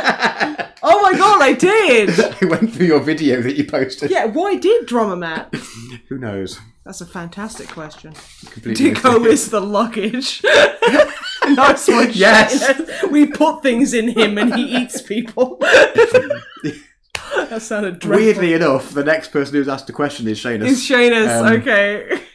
So, as a master of fantasy lore, what truly did You're happen, assuming Snipe? that's me. Okay, and I'm just going to ask you to try and keep these to a sentence because we need to do these fast. Okay. I'd love to hear a half an hour diatribe about this, but You we might need to... have to. But In a sentence, what happened to the Tomb Kings and Bretonnia? They voted Brexit. Okay. Web, after mentioning the orc checker patterns, have you painted harlequins with their diamond patterns? No, because I don't want to send myself into a spiral of self-loathing by not being able to do it.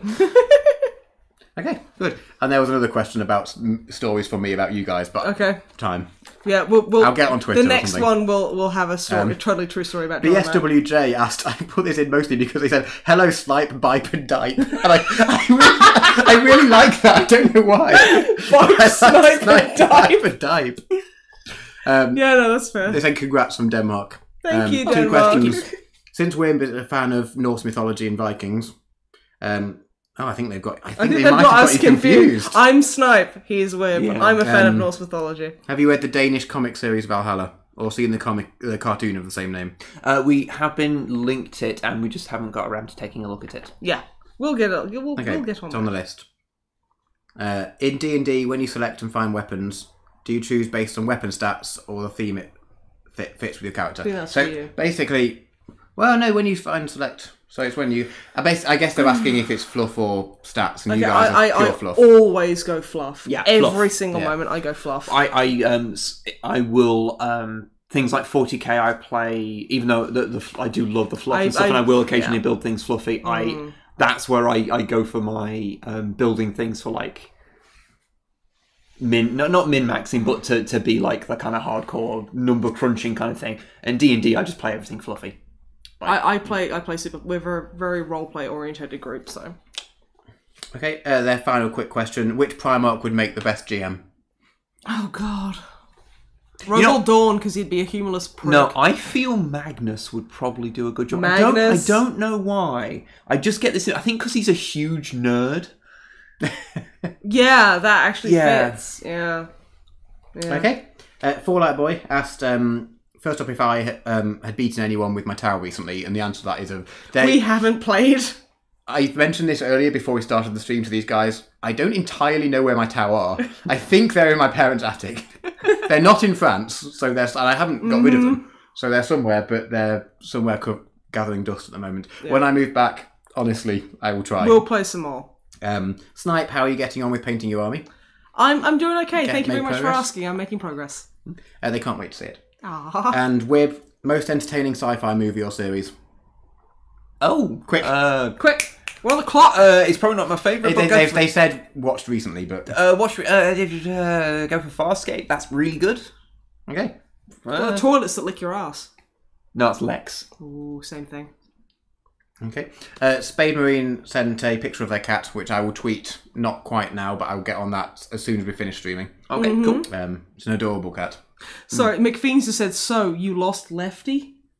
Lefty is... No, he's not lost. He's misplaced. He's loft. He's loft, yeah. I almost did that by accident. If you don't know, Lefty is a Tau Fire warrior that we showed in a very early video that is Matt's, that the person who originally owned it had tried to make him stand on a rock, but couldn't quite figure out the logistics of this, so just cut off a leg. Yeah, and glued him onto the rock, so it just looked like he had the world's largest club foot. Yeah. Okay, excellent.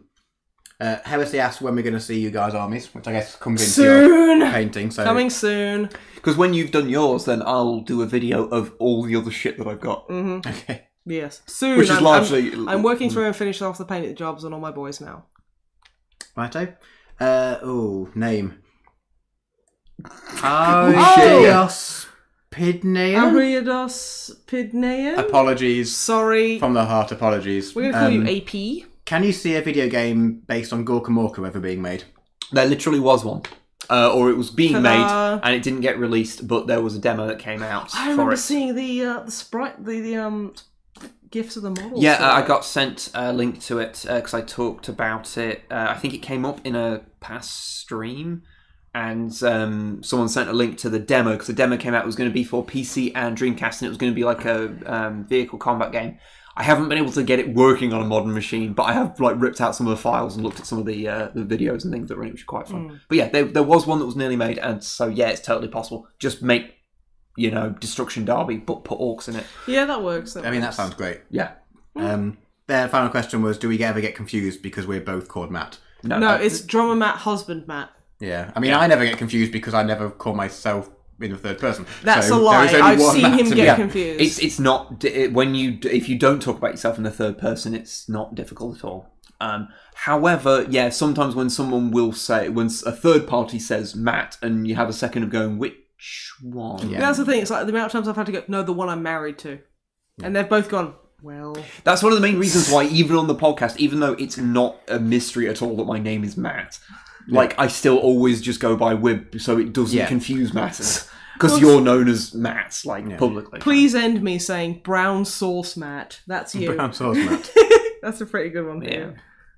BS Matt. I mean, that's fair. Yeah, that's fair. Yeah. Okay, next up, last question on here. Finn, who claims to be human trash. One second. Because this is the last set of questions. If people in the chat want to ask questions, please type the word question in all caps, and then after that, write a question, and we'll randomly pick a handful to answer afterwards. Also, sorry if we don't get to your question. We're strapped for time, and these have been. We've done well though. These have been pretty quick. Yeah, I feel like we're talking to the point where it's so fast that no one can understand. Yeah, but that's quite possible. That's just how Finn, I talk anyway. Who claims to be human trash, and I'm sure isn't. First, they wanted to say thanks, and they were just quite sweet. Bless you. Their question was, if we could create any TV show, what would we create? A new Star Trek that ain't shit. That's fair. To be fair, Discovery, it got better, but I want a new Star Trek that is set post Nemesis. Yeah, story progression. Yeah, rather than I don't want to timeline issues. Yeah, I don't want to keep going back and just creating more and more continuity issues. So yeah. I would create a series where it would be just called Oh Snipe, and it would just be me sitting in a bath.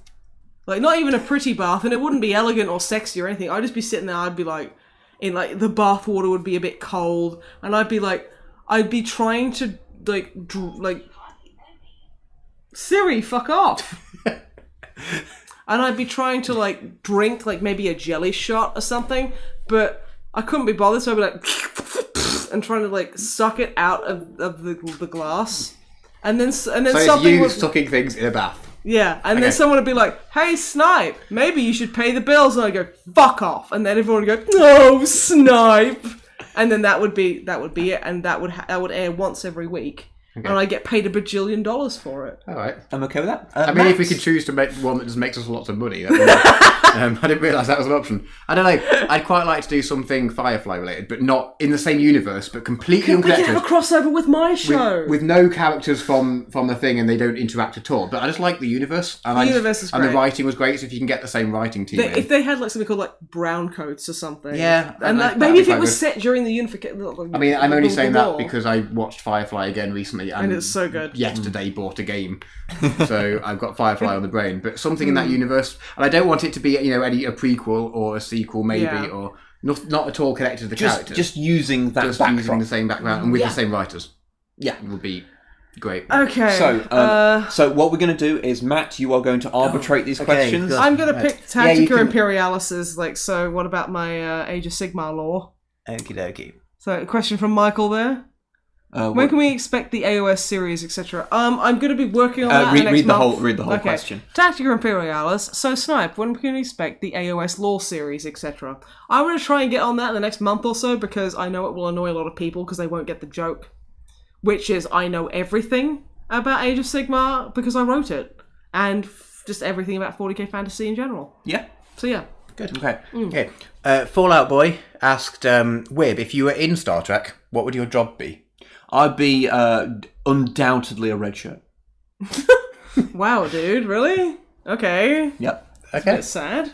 That's I know myself and my abilities.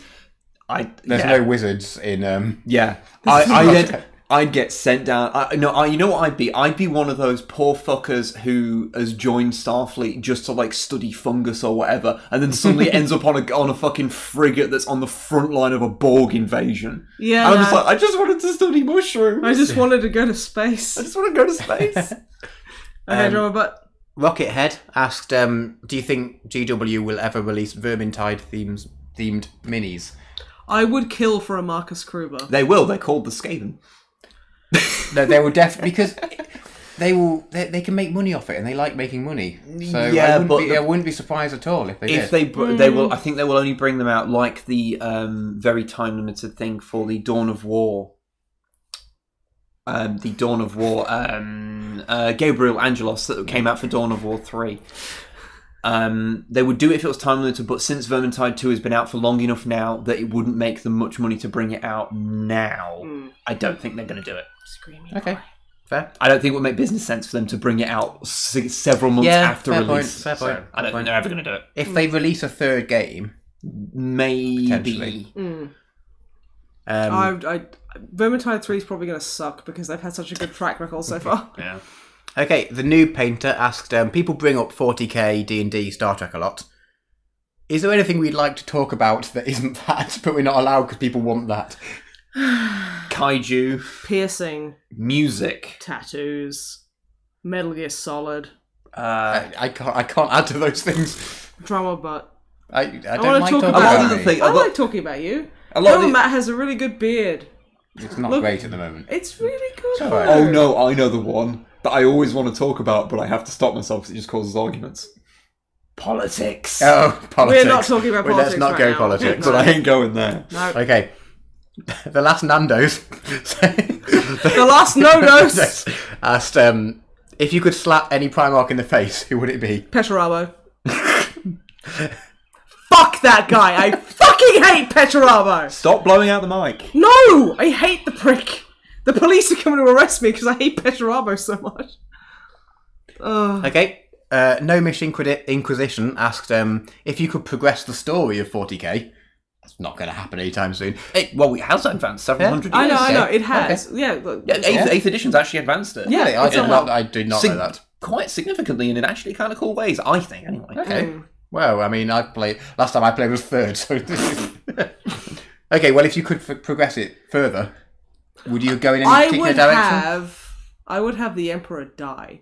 Yeah, I That'd think be that's... I think Because that's... that would be fucking, if you pardon the pun, Yeah. chaos. Just shit. Oh my god, that's the end times for 40k.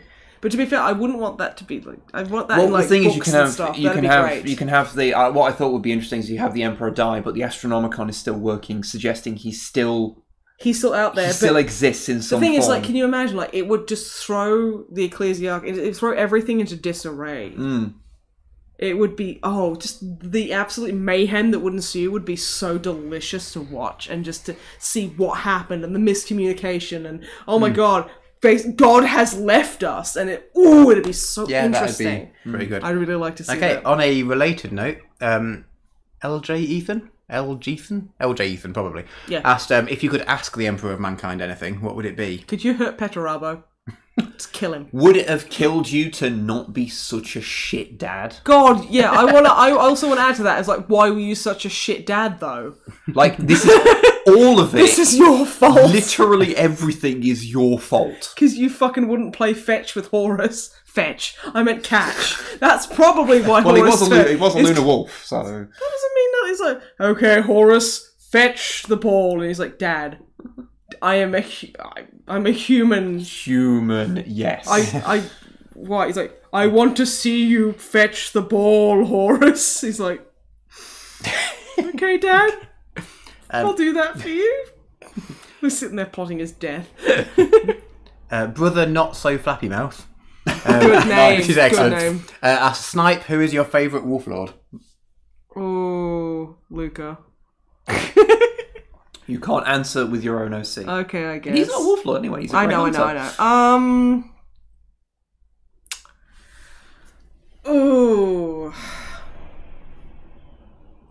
I do like, fucking, what's his name? Shit. Is it Egil Iron Fist? Iron Wolf. Iron Wolf. He's a blacksmith. Yeah, that's Iron Wolf. Yeah, I like him. I also think Morkai is so badass. What about Bran Redmore? He's Bran pretty rad. I would do all manner of sexual things. I don't say... I would destroy that man. Someone has taken that audio clip. Oh, fuck. This is being fun. Oh, no. You do realise now that when we do open the PO box, which, by the way, has been slightly delayed because of the computer things, but when we do open a PO box, you are totally getting a body pillow of Bran Redmore now. I want Bran. I also want Morkai. I don't want Russ because he's a twat. But yeah. But anyway, say 3 more questions. Yeah, and then we'll call okay. it down. Can we do 4? Because I hate the number 3. Okay, we'll do 4. Well, do as many as there are good ones. All of them. All of them. Throw everyone All else of under them. the bus. Isn't that right? The Loyal Terminator asked, how do you come up with names for your D&D characters? Mine one was very simple because I wanted to have a pseudonym for a dwarven character, but he was basically a punk rock kind of bard character originally. So I just picked a name that was Johnny is a very punky that reoccurs in punk songs a lot, and so Johnny was picked. He does have a real name, but no one but me and Matt know it. Yeah, I don't know it. I don't know it. It's written down somewhere. Yeah, with mine, Nathan started out as a Worgen warlock on World of Warcraft on an RP server. So I just went, well, what would fit with it? Like the Worgen aesthetic is very oldie English kind of thing. So I was like, I like the name Galahad, but I didn't want to call him Galahad because that's really dumb. So I went for the Germanic version, which is Galahalt. And I just thought Nathaniel was a really cool name because I really like Cable from X-Men, and I kind of just smushed them together, and Nathaniel Galahalt, yeah. What about you, Binch? My last 2 D&D characters, one of them was, I can't remember where it came from. I think it was pretty much like a random name generator or something. Yeah. I can't remember. Random name, also very helpful. I can't remember exactly where it was from, but I'm assuming that. And then we moved on to a new campaign and did a new character. So I just took the letters from her name and put them backwards, and then she became an elf. And it made sense, so it worked really well. Alucard the elf. Yeah, I just put an apostrophe in there, and jobs are good. That's literally elven like stuff. So yeah. Question, Wib, what would you like to say about kaiju? They want to hear it. More than can be fit into a single podcast. And on a related note, sorry, that was Gnomish Inquisition again. On a related note, please end me. Asked, have we seen Pacific Rim 2? No, I've heard it's garbage, but I still kind of want to see it. I kind of want to see it, but looking at the trailers, it sort of looked a bit more generic. I think the loss of Del Toro sort of... It looks more like a generic action film than the love letter to Giant Monster Cinema that the previous one was. I want to see it, but I'd still be tempted. Like, I'd be tempted because of the buy one get one free films thing. I'd be tempted to go next week and use that as because I was like £4 to see it. It might be entertaining. So we might see it next week potentially. Yeah, that'd be cool. Yeah, but equally, I don't think we'll miss much by seeing it at home. Yeah. But I would definitely want to watch it at some point, whether it's on Netflix or wherever. Okay. One last question now. Okay, last let's have a look. Make it a good one. Can Snipe do the 'cause anime voice? I kind of want to do that one. No, you're not doing the anime voice. I mean, there's a few other questions. Apparently Pacific Rim is loads of fun. Okay, cool. Yeah, multiple people have said they enjoyed it. Oh, well, good then. Spot on. So, yeah. Anime voice might be the question. Okay, well, what should I say in my anime voice then? I don't know. Yeah, people want my anime voice. Yeah, they want the anime voice. So for reference, for people who haven't experienced this before, I'm a voice actress. Snipe has some voices that she can pull out, one of which is a voice that whenever she does it in a video, people don't believe it's her. Mm-hmm. They're actually more willing to believe it's me than her. That's not a joke. And occasionally on streams, she will break it out and say absurd things. So what I am going to ask you to do is read out a segment from a codex. Cool. Yes. The 3rd edition Codex Necrons. Necrons, good codex. And you are going to read the little blurb here that is a... in the different font. Yeah. In the font that is completely illegible. Yeah, I can't read that font. Okay, right. That's tricky. Well, just do it anyway. Oh, okay. You know what? That's fine. If you can't do something, do it anyway. It is a quote by Inquisitor Hoth. The 2nd book of Admonitions. Admonitionist. Admonitions. That's not in the weird font. Yeah, that's not the weird font. Yeah, I just can't read apparently. Here comes the anime voice, fuckers. You asked for this. That man is beset at all quarters by traitors, mutants, and fiends is self-evident. Stop laughing at me, Drummer Matt. I'm not laughing, I'm horrified. That's okay, that's better. That's better. But in truth, none of these evils... I'm not very good at reading. All of these evils shall be our undoing. When the end comes, it will be not at the hand of any mortal being or any other realm.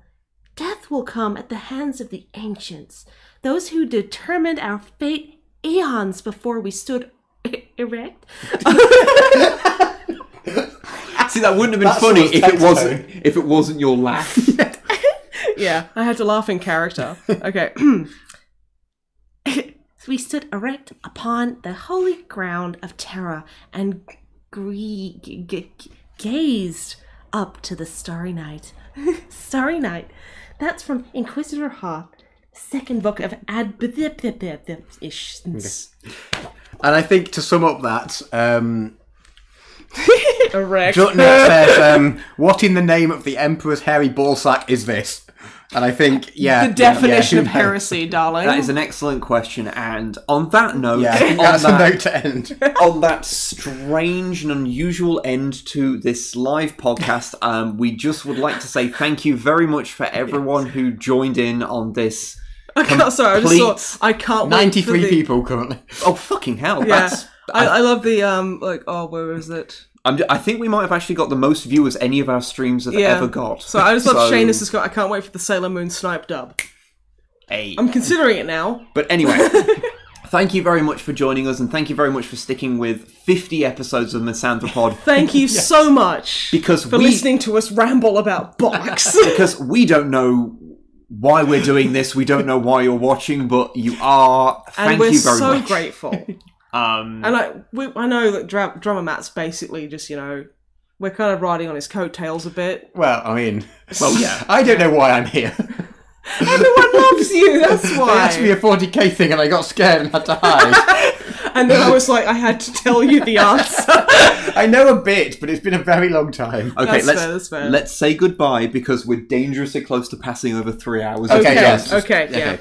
So thank you so much for joining us in our super special 50th episode of the MisanthroPod that we also did live and went on for nearly 3 hours. I've been Snipe, he's been Wib, and he's been Drummer Matt.